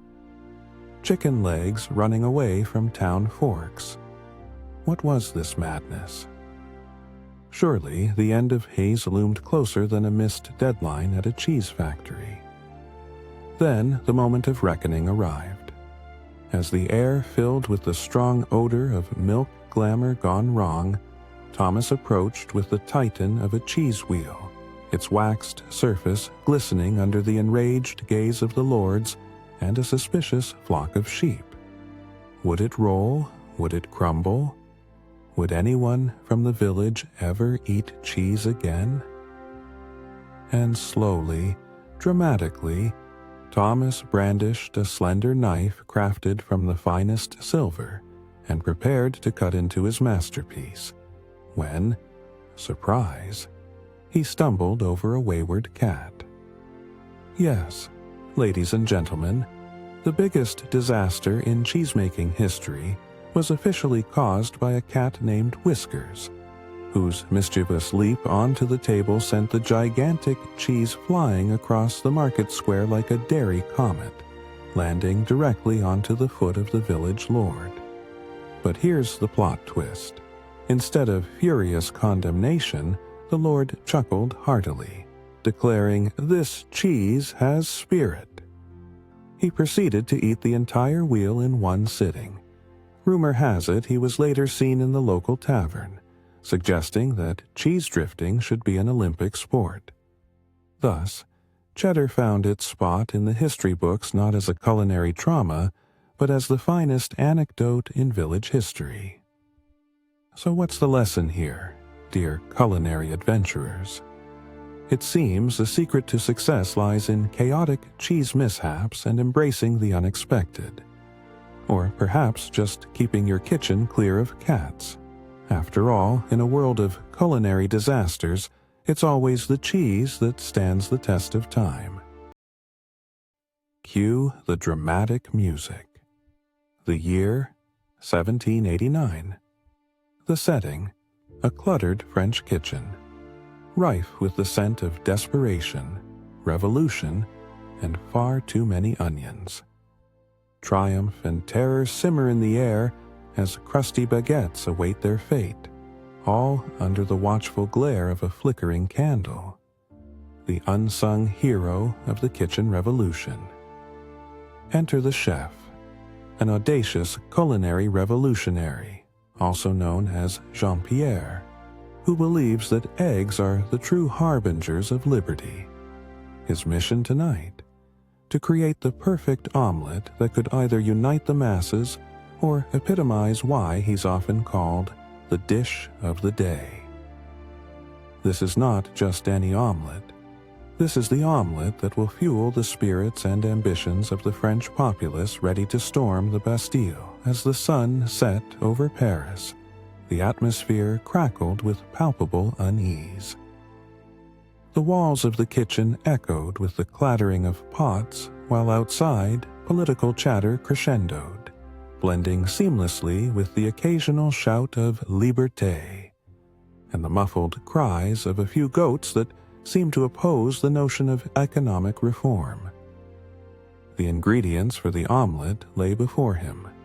Eggs, perfect little orbs of potential. Cheese, rich and revolutionary, and herbs, fragrant whispers of rebellion. But such camaraderie was short-lived, for as Jean-Pierre cracked the first egg, his mind flashed back to a time when omelets were an aristocratic affair. They had once served merely as a fashion statement rather than food.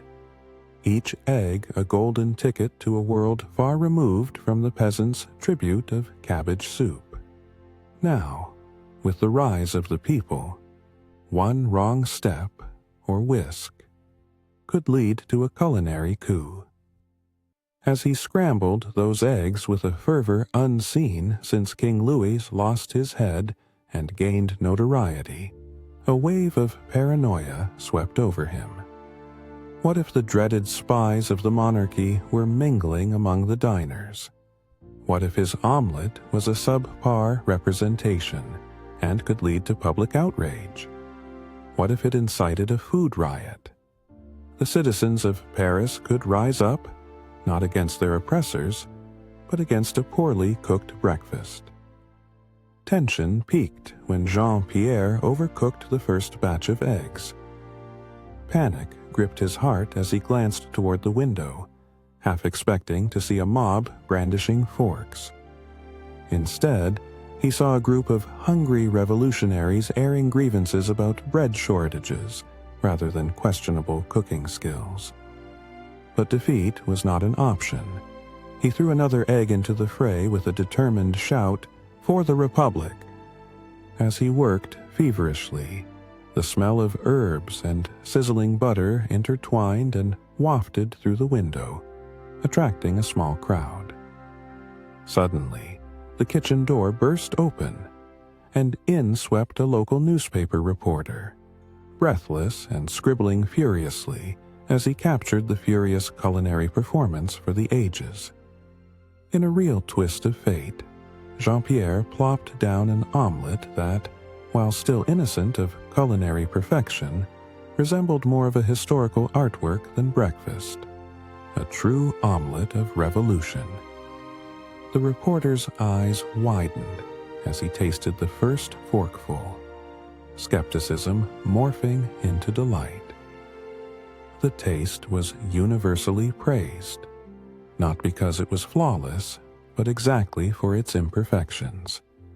Even revolutionary zeal could not enchant without a hint of irony.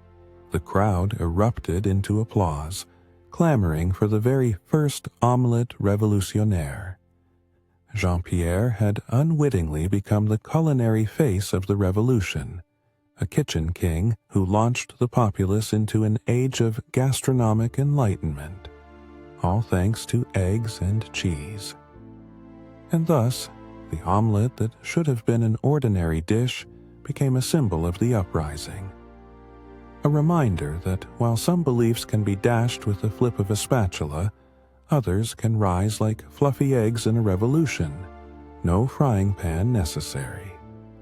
So, what lesson can we draw from this scrambled piece of history? Sometimes, the most revolutionary acts begin with mere eggs, because what's more iconic than overthrowing a monarchy over breakfast? Cue the dramatic music. The year, 334 BC. The setting, a dimly lit banquet hall beneath the ever-watchful gaze of Aristotle's critical eyes and Plato's decorative neckbeard. The air? Thick with the smell of roasted peacock and the odd aroma of existential dread as the people of Athens prepared for a feast that might as well have been a wake. Enter Alexander the Great, striding in with all the confidence of a man who's recently conquered more land than most can even pronounce. His entourage buzzes around him like flies attracted to the fleeting promise of glory. Tonight's main course? A lavish spread of grilled locusts, thought to be the pinnacle of exotic cuisine, and the only item even remotely respecting the Greek penchant for being both weird and delicious. Cute, right? But in reality, these delicacies were brimming with implications deeper than the Mediterranean itself. Imagine a world where food governed fate, where one wrong bite could spell out disaster for the biggest empire since the dawn of civilization. Think of it as a game of culinary roulette, except instead of bullets, it's your future carved from a chickpea. Here's how it worked.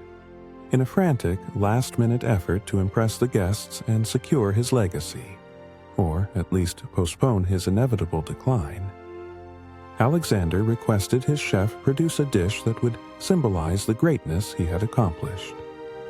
Naturally, the pressure was on, and he would not tolerate anything that could go awry. This is when the locust griddling began. Meanwhile, the kitchen bustled with tension. The chefs went through steps that involved not only cooking, but also ritualistic chanting. Step 1. Begin with clean locusts, pretending they weren't once considered the food of the poorest peasants. Step 2. Sprinkle saffron like they were gilding the famous Parthenon. Step 3.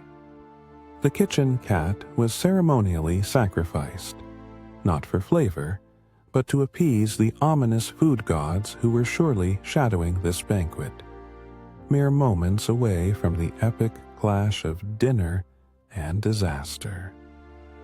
The smell of roasted locusts wafted through the air with hints of intrigue and possible divine retribution. Guests whispered, their eyes darting nervously from plate to plate, each hoping their own portions would not turn deadly at the slightest miscalculation. The tension was palpable. Every crunch could seal an unflattering fate for the finest of aristocrats. As the moment drew near, it was Alexander's turn to take the monumental first bite. He raised the locust, glistening with oils and ambition, to his lips as the room held its collective breath. At this juncture, you could hear a piece of parchment drop, not an epic narrative, but merely the invitation that had been amusingly placed under everyone's seat. Then, just as Alexander chewed, a crack of thunder echoed outside. Everyone gasped. Time slowed as the potency of the locust filled his mouth. Halfway through a flamboyant contrast of tastes that felt like eating victory, he suddenly paused, the room gone eerily silent. Had he been betrayed? Poisoned by the very essence of his ambition? Laughter erupted around the table as Alexander realized he was just experiencing the locust's rather unique crunch. Nothing more sinister than that, at least for now. Thus the banquet returned to revelry, bolstered by the knowledge that destiny was merely a locust-filled mouthful away. The chefs were relieved, at least until they had to confront the fury of the smell lingering around the feline sacrifice. Eventually, as the night wore on, the locusts were devoured, praise and glory exchanging hands, and everyone emerged from the meal decidedly triumphant. As the last locust carcass was tossed aside, they realized that even the greatest of leaders, when faced with culinary fears, can turn potentially comedic quickly. So what's the takeaway here? Ambition may drive a man to greatness, but only a meal of locusts can remind him it's still all a matter of taste in the end.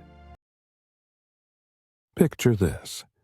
The year is 1492, and the scene is set in a grand kitchen so large it could easily double as a mini-golf course for oversized royal chefs.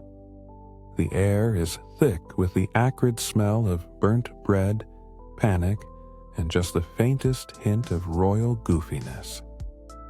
Enter Christopher Columbus. Yes, that Columbus, unsheathing his spoon like it was a sword, ready to conquer dinner like he conquered the New World. In this kitchen, the stakes are higher than the royal soufflé. Tonight's delightful meal? A New World treat of imported potatoes mixed in with European herbs, because who needs culinary coherence when you can have a scandalous fusion of continents? Calculate this culinary adventure.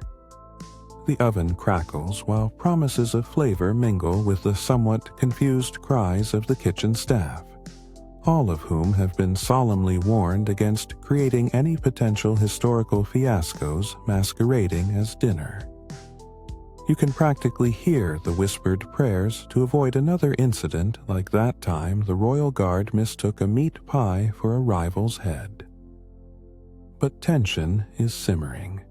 In Columbus' mind, this dish could be his ticket to culinary fame or infamy, depending on whether or not he's able to decimate a few taste buds.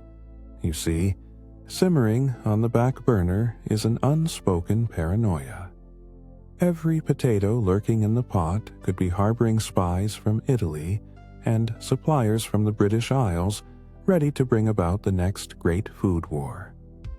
To ensure everything goes smoothly, the kitchen has adopted a rather unorthodox ritual. One where inhaling the fumes of sage while tapping one's left foot 3 times is believed to safely ward off any culinary curses. The cooks, dressed in more ruffles than a Shakespearean play, chant a cacophony of phrases that make even the old sage roll their eyes. Still, Columbus insists this will keep the potato from turning on him. Because what better way to inspire certainty in your potato dumplings than through absurdly elaborate countermeasures? As the feast commences, Columbus stands tall, spoon raised like a scepter. All eyes are fixed on him. The moment of truth has arrived. The first taste, a triumph or a travesty, decides his destiny. Family members fidget nervously in their seats while a small dog barks at an imagined threat. Hardly the dignified royal ambiance one hopes for. As he takes a bite, the room goes silent enough to hear the potatoes shivering in horror. He chews, swallows, and then an agonizing expression spreads across his face as he realizes he forgot to wash the potatoes. Instead, they now carry a hint of dirt, as well as the poor gardener's dark secrets. Panic erupts. Important advisors clutch their chacos, while kitchen staff retreat in horror. Unbelievable debates spring up over whether this is a new culinary trend, dirt-infused cuisine, or indeed an elaborate scheme to disgrace Columbus in the annals of cooking history. A so-called Spud breakthrough or culinary betrayal. Whose slacks would they blame? Each turmoil-laden voice adds to the absurdity of the moment until the head chef hollers, "It's just dirt. We're men. We eat dirt. Stop acting like it's poisonous." Ultimately, a philosopher from the corner suggests an even graver hypothesis. Perhaps this is a metaphor for exploration itself, ingested dirt as a part of the human experience. Dramatic gasps erupt, and suddenly, Columbus is a profound thinker saving face alongside his potato legacy. Cue the hailing of a very muddy hero. And the punchline? The potato is never recorded in history as the edible harboring of guilt. No one remembers that fateful night of filth, just as no one remembers that one time the British lost an entire shipment of tea to a pack of swans. So the lesson remains to all chefs in waiting. If you're ever unsure about your cuisine, just say it's an exploration of unwashed vegetables. Bon appétit. Welcome to the year 1066, where the air is thick with the aroma of fresh greens, earthy roots, and the sporadic cannon fire marking the brink of an immense political upheaval. Imagine a quaint little castle in England, bedecked with banners and the lingering scent of unwashed peasants. The only thing more urgent than the invading Norman army? The upcoming feast prepared to celebrate the local lord's successful foraging. Or so the peasants thought. Within the castle's grimy kitchen, where oversized pots hiss like angry geese, 4 underwhelmed peasants huddle around a wooden bowl of salad, their faces etched with frustration. This salad was supposed to symbolize bounty and prosperity. Instead, it smelled like the aftermath of a vigorous game of leapfrog in a cabbage patch. Here's the kicker. the Lord was convinced the greens were actually enchanted to promote peace before battle. As they chopped and peeled, mysterious whispered rituals began to emerge. On the eve of battle, we must perform the toss of the lettuce, muttered peasant Harold, his thumbs stained with vagrant soil. It's been passed down through generations, by generations of failed chefs, mind you, but it's all we've got. The air crackled with tension, the room vibrating with the fear of culinary failure. The peasants would chant, "Salad is strength, salad is might," as they tossed the contents of the bowl airward in fear of attracting any magical spirits that might be lurking in the brassica. Meanwhile, the kitchen cat lounged, completely uninterested, mostly because what do salad spirits even look like, and do they enjoy catnip? As Harold flung arugula like confetti, a knight, let's call him Sir Overcompensator, burst in, his chainmail clanking noisily, presumably to announce something vaguely important. I distinctly heard the clatter of pots. Are we preparing a feast or a food fight? Sir Overcompensator's pompous manner made the air feel even thicker, and the peasants stifled their laughter, more afraid of being hanged than they were of starvation. Then came the moment of absurdity. Just as they completed their salad ritual with a jaunty kick of the leg for good measure, the Lord himself galloped into the kitchen. Droplets of what could only be described as horse sweat had fell from his brow. He had gallantly captured the very essence of chaos. "What's this? Salad? I demand the secret recipe for victory!" he bellowed, leaping onto the table like a man possessed. The peasants froze, ready to fess up, far too terrified to note that their lord had leapt on top of their holy salad of destiny. My lord, well, it's just greens. And some poetry," Harold stammered, trying desperately to hold on to the vestige of sanity. The Lord appeared contemplative, his exile from the real world clearly written on his face. "Poetry? What's that? Can it be eaten?" And just like that, confusion took the helm, while the knight interjected, "Sire, poetry cannot ward off invaders, but a salad might distract them. They'll never see it coming. Conversely, no one ever expected their opulent greens to become a weapon." In the days that followed, as arrows flew overhead, the tables were set with enthusiastic plans to catapult cabbage at the invading Normans. In retrospect, salad was no mere dish. It became a symbol of chaotic unity in a time where no one knew if they'd be alive for lunch. In a shocking twist, as the Normans advanced, all they saw were flying lettuce leaves raining havoc upon their ranks. They were utterly flummoxed, retreating in confusion over the mass avalanche of feathers and greens, screaming about an insult to their honor as they swiftly took off. Turns out, salad could indeed conquer nations, at least in a very nonsensical context. So what's the takeaway here? In times of war and chaos, don't underestimate the power of a good salad or the sheer absurdity of a food-related defense strategy. Who would have thought the world-changing repercussions of greens would become a footnote in history? Soggy and smelly, but still victorious. Picture it. The year is 1303, somewhere slightly east of what would later become the French Riviera. The sun is setting, casting a golden glow over the lavishly decorated banquet hall of King Charles II of Anjou, a place where sunlight and wine mingled as freely as the rumors of scandal.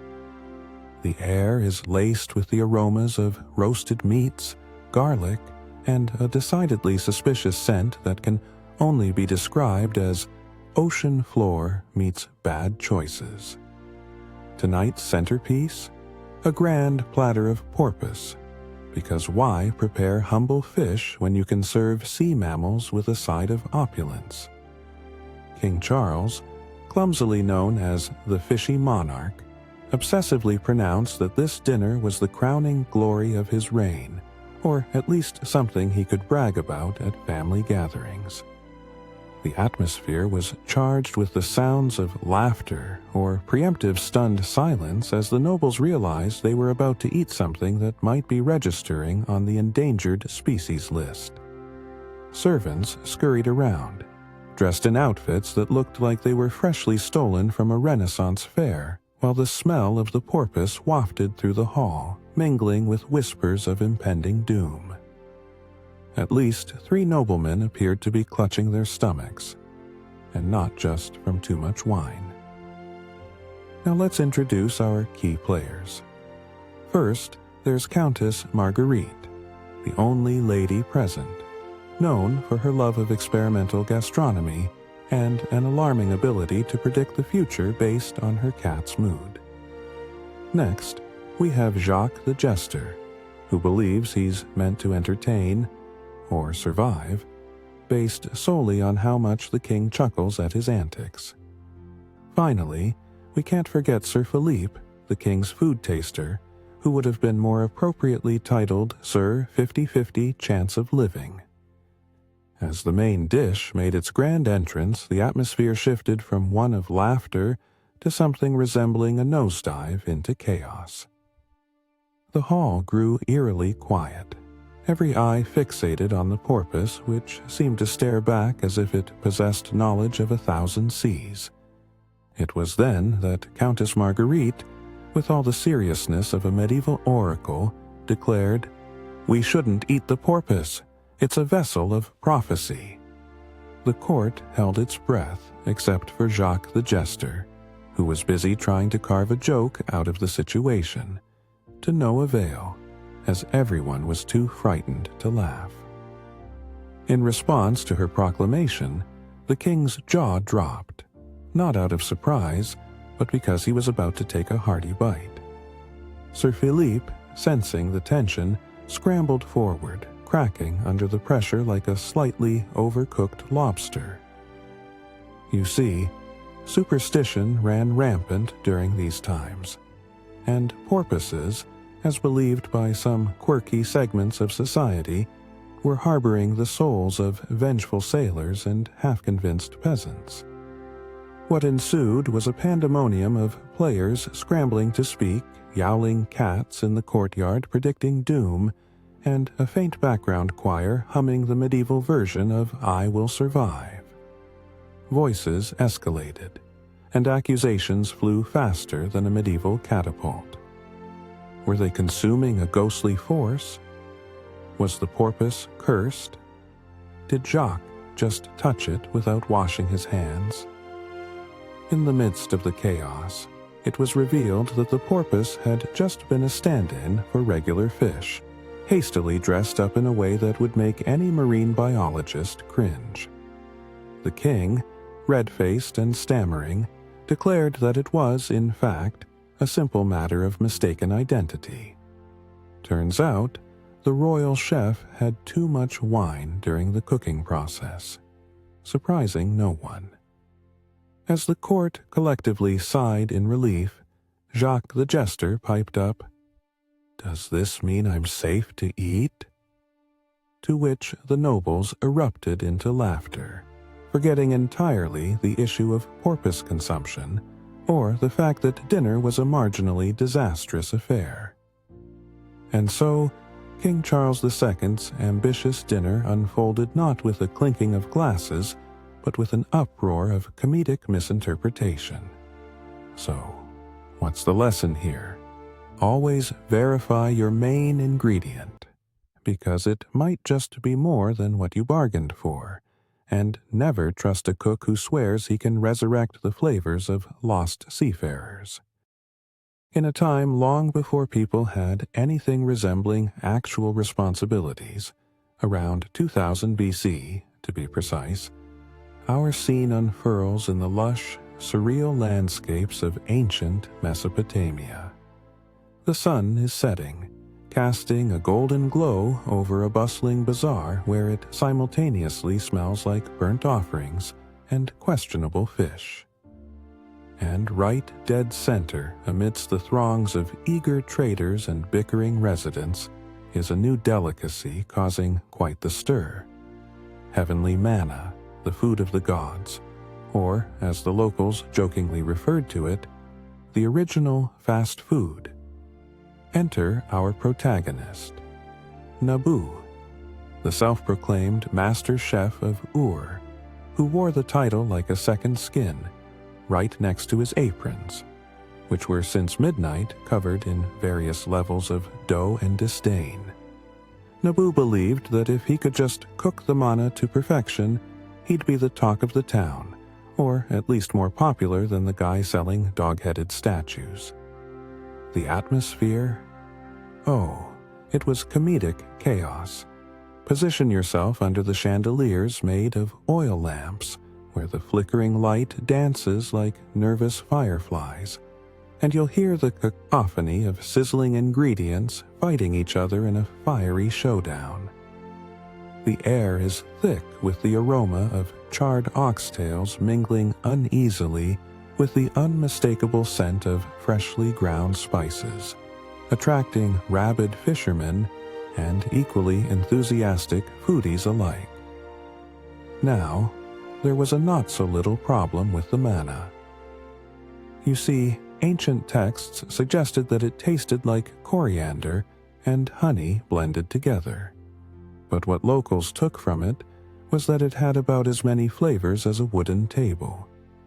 No one quite remembered how to prepare it properly. Nabu set out to rectify this with his peculiar rituals, which once combined, created a spectacle that could rival hot summer solstice celebrations. First came the offerings. Nabu ritually clasped a handful of the offending manna, burning incense in a bizarre attempt to ask for divine culinary intervention, muttering recipes under his breath. The nearby gods were reportedly busy, though, attending to an excessive amount of prayers from mortals asking for better crops or a convenient plague-free week. Next, it was the stirring. Nabu took his prized wooden spoon, rumored to have once belonged to a minor deity, and swirled it with the forsaken manna in a pot large enough to fit a small livestock. As he stirred, he broke into an incantation loud enough for the neighboring merchants to groan, as evidence that talent is often repose. The result? A thick, viscous mess that would cause even the most stoic plowman to recoil. Just as he was poised to proudly serve his latest creation, a chicken fatter than average, named Cluckus the Brave. Yes, that was its actual name and future of your nightmares, sauntered over and decided that Nabu's elaborate show was a perfect stage for its own self-catering act. It promptly plopped itself into the subtly simmering pot. Panic ensued, folks. The town's inhabitants stood aghast for a full 3 heartbeats. That's a relatively wide span for a civilization with imminent doom hovering about. Nabu unraveled into a fit of sheer despair as he attempted to rescue Cluckus, while simultaneously arguing with his neighbors about decent backstage hygiene during culinary shows. To the surprise of everyone, Cluckus didn't struggle. Instead, it emerged out of the pot, covered in a golden sheen of beautifully caramelized manna, and proclaimed, "Finally, my Jetsons' diet hath arrived." A crowd cheered, mistaking it for sheer culinary innovation rather than utter madness. Cluckus, now their avian prophet, became a sensation overnight. Nabu, rather chagrined but willing to work with his weird chicken collaborator, soon started a food trend wherein Cluckus the Brave's tasty manna-cooked fluff became the go-to delicacy for celebrators of all things bizarre. So what have we learned from this foul tale? Cooking is best done with a dash of chaos, the occasional feather, and possibly a bit of divine intervention that mostly ends up being a hen's whimsy. The year is 1823, and we find ourselves at the most extravagant banquet ever conceived in a scene so opulent it could distract a peacock. Picture it, a storied castle in Bavaria, resplendent with chandeliers that could be mistaken for crystal prisons, illuminated by the flickering glow of candles that almost feel like the castle's own fiery stakeout against darkness. The aroma? A mesmerizing concoction of roasted goose, candied figs, and something suspiciously reminiscent of an unmentionable sock. Our key players in this melodrama? The illustrious Prince Wilhelm, the undisputed host who, with his big mustache and even bigger ego, believes he's outdone Louis XIV in culinary artistry. Then we have the infamous Lady Elsa, the court's resident gossip, seizing every opportunity to overthrow her rivals one mouthful, one scandal at a time. Last, there's the hapless chef, Hans, who carries the burdens of 5 generations of culinary tradition, yet winds up perpetually flattered and anxious, much like an over-caffeinated squirrel. And what is at the center of this gastronomic circus? The pièce de résistance, a magnificent, plume-swirled roast goose, brought in by the castle's leading avian wrangler, who was likely inspired by a childhood love of both theater and foul play. This isn't just any goose. It's the golden goose of eternal feasts, named after the legendary fowl that supposedly grants its eater wisdom eternal, albeit it comes with a side of heartburn. As dinner moves closer, the tension in the dinner hall escalates hilariously. The goose is nervously placed under a golden cloche, and around it, waitstaff scurry around like ants on espresso, frantically checking to see if the cottage cheese has started a revolution in the pantry, or if the potatoes have developed an ambition to run for office. Meanwhile, a fortune teller is summoned by Lady Elsa to read the goose's future, and let's just say no one is going to like what's on the menu. Among rituals performed for consumption, it's firmly believed that the culinary interpretation of fate lies in the goose's fat. If it sizzles too loudly, it's a sign of calamity. If it simmers peacefully, wealthy relatives may visit. They dash to solve every dilemma presented, second-guessing their every move with similar fervor as kids trying not to burst a piñata at a kid's birthday party. Wholly misdirected, but endearing nonetheless. Suddenly, as Prince Wilhelm prepares to carve this magnificent creature, the nightly toast is halted by an unexpected turn. The goose suddenly clucks and flies from the platter, leaving chaos in its wake. A true plot twist for the ages. The court gasps, silverware clatters, and Hans faints, very much like a Victorian maiden aghast at a mere suggestion of scandal. Amidst the pandemonium, the goose takes to the air, flying within the grand hall's badly adorned ceiling, seemingly mocking its imminent doom with an elegance unrivaled in avian history. Much to their horror, the goose snatches a stray fig and drops it on Lady Elsa, who sees it as a direct act of war. Time slows. Scandal alert. This magical creature's charming escape leads to a raucous chase, and by the end, as modern historians shall tell you, it will unknowingly eclipse many of Wilhelm's illustrious feasts in the annals of time. As the gathered crowd processes what just occurred, a rather calm Hans, who has since regained consciousness, quietly murmurs, "Well, perhaps it wasn't the goose that was responsible for low fortunes after all. Maybe that was just the side dish." He muses in a tone indicative of one who has discovered a new level of irony in his life's work. Remember this grand fiasco, dear viewers, because when faced with the chaos of culinary absurdities, treasure the moments that fly above your expectations, although perhaps not above your head. Cue the overly dramatic violins. The year, 1492. The place, the fragrant shores of the Caribbean, where sun-burnt explorers in oversized hats pondered existence while getting their shoes stuck in the sand. Amidst the sun and sea, the scent of pineapples hung thick in the air like a sweet threat. Enter Christopher Columbus, the ambitious mariner, back from his adventure of discovering every existing fruit except for the one that had pies named after it. Lured by the allure of shiny objects and mysterious lands, he decides to make the pineapple the star of his next big voyage home.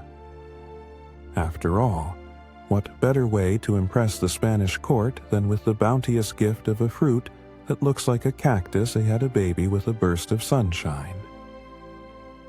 The stage is set in a nearby village. Lively and colorful, the local market buzzes with merchants peddling their wares, from exotic spices to the peculiar, head-shaking beauty of the pineapple.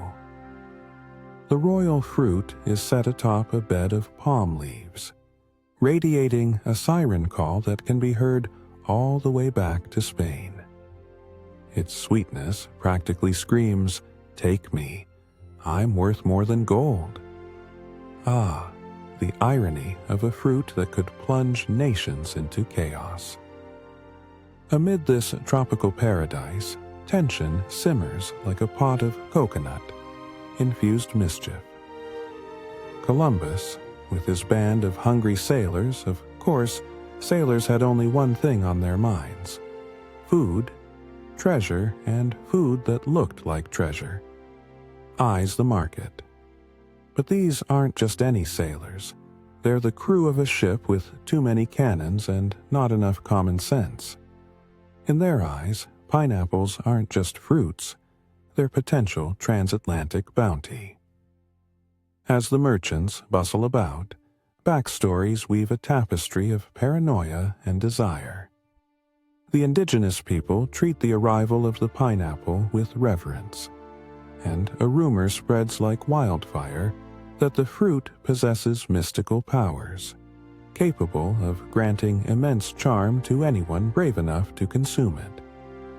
This ignites a series of rituals involving chanting, dancing, and, of course, confusion. Who wouldn't want to be charming? But charm, as history teaches, often leads to trouble, or at least a bad haircut. In the throes of a pineapple frenzy, Columbus concocts a ludicrous plan to steal the very fruit that he wishes to bring back as a royal souvenir. Picture it: uniforms made of burlap sacks, facial hair cunningly arranged for stealth, and the absolute absurdity of a secret heist for a fruit that was mostly skin and spikes. As the sun descends, casting orange hues over the horizon, Columbus assembles his motley crew. Inspired by a combination of rum and a questionable understanding of stealth, the explorers sneak into the marketplace. The plan? Distract the merchants with exaggerated tales of the sea and swashbuckling adventures while simultaneously snatching as many pineapples as their arms can carry. The juggling act of deception could put any circus to shame. Yet, in a twist of fate worthy of the finest Greek tragedy, or perhaps just an off-Broadway play, the villagers take offense at this ludicrous attempt to swipe their sacred fruit. A chase ensues, with Columbus and his band of would-be fruit thieves outpaced by a group of local women armed with wooden ladles. Yes, wooden ladles. Turns out, they make quite effective weapons in the heat of the moment, especially against thieves who underestimate the strength of their own target market. When Columbus finally staggers back to his ship, panting and holding nothing but a bruised ego, it dawns upon him. The pineapple remains firmly planted in the hands of those who truly valued it. The heist, meant to secure fame, had become a comical lesson in respect. And, as Columbus sailed back to Spain empty-handed, the pineapple legend grew, whispered among sailors, igniting covetous dreams, and making the humble pineapple one of the most sought-after fruits in history. So, here's the takeaway. Next time you feel the urge to steal someone's culturally significant fruit, remember, some things aren't just tasty, they're sacred. Cue the dramatic music. The year, somewhere around 700 AD. The setting, an extravagant banquet hall in ancient Italy, decorated with enough grapes and laurel wreaths to start a vineyard. The atmosphere? Heavy, not just with the scent of roasted peacock and honeyed wine, but also with the kind of palpable tension that only arises when you've just backed a dangerous culinary experiment. Enter the emperor. Not just any emperor, the Emperor of Rome, the original influencer, poised at the head of a 50-foot-long table adorned with gold-plated platters. In front of him lies tonight's centerpiece, the world's first attempt at what we would eventually call lasagna. Gloriously layered, it's a questionable concoction of flat noodles, cheese, and ragu, created by a chef more audacious than competent. The pasta? Flimsy. The cheese? Possibly 1 week past its expiration date. And the sauce? We don't even want to know what spices have been added. Even the tomatoes appear to have been involved in an underground war. In the ancient banquet halls of history, eating was a risky business akin to living next door to an angry goat. With food contamination hitting what could only be described as the medieval version of a pandemic, the diners were on high alert, pretending their fate lay in the hands of the fates. They munched their bread, concentrating on how best to avoid the lasagna like children avoiding broccoli. As emperor, the stakes were higher than ever. A lopsided dish might be the difference between an extended reign and swift poisoning. If the lasagna was a hit, eternal fame. If not, well, he'd end up as history's latest meme, immortalized online in infamy. The tension in the room escalated to the point where even the decorative olive oil lamps flickered with anxiety. But wait, who is this rushing in? A frantic food taster, bearing the news as if delivering its death sentence. "Sire, the lasagna, it's ready." Fear spread through the crowd like wild gossip at a village market. What if it's poisoned? Or worse, what if it's delicious? The multi-tiered disaster is served, and the emperor takes his ceremonial first bite with a flourish that could make even the most skilled mime proud. An avalanche of suspense cascades through the room. Breaths are bated, and a glass shatters at the back as someone drops it in a fit of existential dread. Silence hangs in the air like an out-of-tune violin anxious for a cue. Conflict reaches a climactic point when the emperor's face contorts, like a clown learning he's a terrible juggler. The crowd braces for impact, lines of sweat running down many brows. Was it undercooked? Had the noodles staged a coup? Or was it simply too much basil? Gasp! A fabled member of the court whips out a scroll, waving its parchment threateningly. The chef, sweating more than a gladiator, trembles at the prospect of heightening the emperor's displeasure. But before a decree can be drawn up, the emperor suddenly bursts out into laughter so hearty it could shatter windows. Turns out, it wasn't just lasagna. It was a hit, albeit racially questionable, as descriptions like herbal lung surgery buzzed through the room. The kitchen was filled with raucous celebrations, and that first absurd layer of dough created history. And history took a serious turn. The emperor, rejuvenated and brimming with a newfound sense of culinary bravado, declared that every Roman citizen must experience the thrill of his newfound pasta innovation. Lines stretched from city to city, ensuring that no one, not even the costliest merchant nor the lowliest beggar, was left without a taste of the fabulous layered dish. Lesson learned? Even the worst culinary mistakes can lead to empire-wide food trends, but do be cautious if the chef looks like they just survived an explosion in the spice cabinet. Set your clocks to the year 1965 and pack your bags for the most radical year in American history, at least as far as snack cakes were concerned. We find ourselves in a bustling kitchen, wallpapered with checkered patterns that seem to make all the cooking feel more frenetic, and just the faintest scent of burnt sugar wafting across the room like a smog of sweet uncertainty. The soundtrack? A clash of bell-bottoms shuffling against the floor and the faint echo of a record player's belting out the latest in groovy pop. But hang on, something is askew. In the corner, we see the figure of one Mr. Charles R. Mirth, the CEO of Wonder Delights, a man whose mission to make the perfect snack cake has nearly hit critical mass.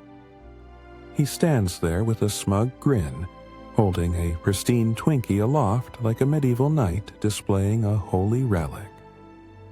"Behold," he declares, "the food of the future, the snack that will survive the apocalypse, along with cockroaches."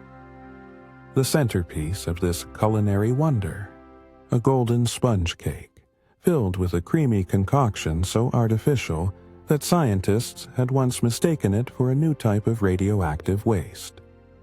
If Twinkies represented a singular moment in doting American mass culture, then this very moment surely breathed life into what we might dub the great snack cake anxiety. For you see, lurking beneath the icing surface was a freakish paranoia. What was actually in this food? There were rumors circulating faster than you could say high-fructose corn syrup, claims that Twinkies contained exotic ingredients harvested from another galaxy, or that they were actually powered by pure American ambition and negligible nutrition. People were throwing food parties just to see who could eat the most Twinkies without dying, guarantee being invited by promising laser tag on the side. The kitchen was alive with bizarre rituals. Ladies in crinoline skirts gathered to share superstitions handed down through generations as if they were Klondike bars. The ultimate question being, did the Twinkies really have a shelf life of forever? Or was it a marketing ploy, like not grocery shopping on Mondays? One serious-faced woman claimed her uncle once ate a Twinkie that had been sitting on a shelf since World War II. She then promptly fainted, convinced she had opened a portal to the land of snack cake resurrection. Meanwhile, a group of teenage boys ignited a debate on whether the treat had enough integrity to transcend the very fabric of reality itself and what it would mean for future generations. And just when the collective confusion peaked, the real twist came. Mr. Mirth, after significant market research and a highly questionable voting system conducted via Telstar satellite, revealed his grand plan for the Twinkie. This year, we're gonna make them with sustainable ingredients. Gasps echoed through the checkerboard walls as the crowd's collective enthusiasm slid into spoken horror. What could possibly be more horrifying than a healthified Twinkie? A crunchy granola composite? Whole grain essence? A substitute brandishing kale? Surely it would knock the snack cake into the oblivion it so desperately sought to avoid. But, in an unexpected but absolutely anticipated twist, the unveiling turned out to be a marketing ploy fueled by a professor who simply wanted to see if he could make edible cardboard. Not an organic lentil in sight. Observe the sense of camaraderie formed when everyone realized it's just icing on the cake after all. And so, amidst the laughter and a collective sigh of relief, the day concluded with satisfied smiles and a stacked plate of the original Twinkies, celebrating not only an astounding culinary achievement, but also a personal reckoning with the absurdities of processed food culture. As the camera pulls away, it's clear. The moral of the story is this: in the quest for sustenance, whimsicality often prevails, just like the irony that is life. So remember, when it comes to snack cakes, forward is the only way. Unless you're back in the 60s, then just do the twist. And so, as we meander slowly toward the grand finale of our restful recounting, the 7 days of creation that somehow turned into eons of existential crises and existential pets, let us pause for a reflective moment. Yes, dear audience, here we are, plunged elbow deep into the poetic tragedy of humanity's ever so deluded belief that we, the allegedly sentient creatures of this world, possess an ounce of control over our furry, feathered, and scaly companions. It is almost charming, really, that we strut through life as if we have mastered the art of pet diplomacy, while they merely nod politely, contemplating their revenge on the day we accidentally forget to feed them dinner. With every bark, meow, and squawk, the animals bear witness to our petty amusements, all the while plotting their triumphs in the wretched silence of their minds. Now, let's not forget history's rich tapestry of animal vengeance, an epic saga filled with tales of rebellion and retribution that would make Shakespeare weep with envy. From the infamous uprising of the domestic cat, who, upon realizing it had been fed the cheaper brand of kibble, plotted a most elegant campaign of nighttime chaos, delivering a symphony of broken glass and knock-it-over lamps, to the infamous case of the mice who, after centuries of being outsmarted by the absurdly proud house cat, devised a counteroffensive that involved the accidental entrapment of said feline in a triple layer of adhesive traps. Oh, how we love to overlook their victories in the history books, where our canine companions are presented merely as loyal servants, while they eagerly await the day they might just snap the leash of civilization, dragging us into their chaotic dance of freedom. And now, as the curtain descends on our satirical exercise in bedtime storytelling, allow us to contemplate a startling revelation. It is more than likely that the adorable dog wagging his tail at you is not simply signaling his affection, but rather winding up for the ultimate act of retribution. Yes, peering deeply into his wide, innocent eyes, we might humorously conclude that he isn't just anticipating a pat on the head. No, my friends, He appears to be meticulously plotting his next great escape from dietary restrictions and daytime naps. A revolutionary ringleader of sorts, orchestrating a coup d'etat against our humble abode. So here's the moral of our delightful evening. While we may believe we are the masters of our animal kingdom, remember that the king's crown is often just a fancy collar, and the throne is a dog bed. Maybe it's time we face the facts. We aren't the ones with the leash. They're the ones taking us for a walk, having secretly committed to their own woolly overlords. If tonight's parable teaches us anything, it's this. You might want to keep an eye on the corner of the room. And remember, the next time your dog is wagging his tail, that he's not merely happy. He's practicing for his future role as the emperor of his own little universe. One biscuit at a time. In conclusion, as you close your eyes and drift into the soft embrace of slumber, contemplate this. Man may have conquered the land, but do not underestimate the power of a cat who's been denied its evening treat. Sweet dreams, dear audience, and may your pets always remember you are but humble servants in their grand design.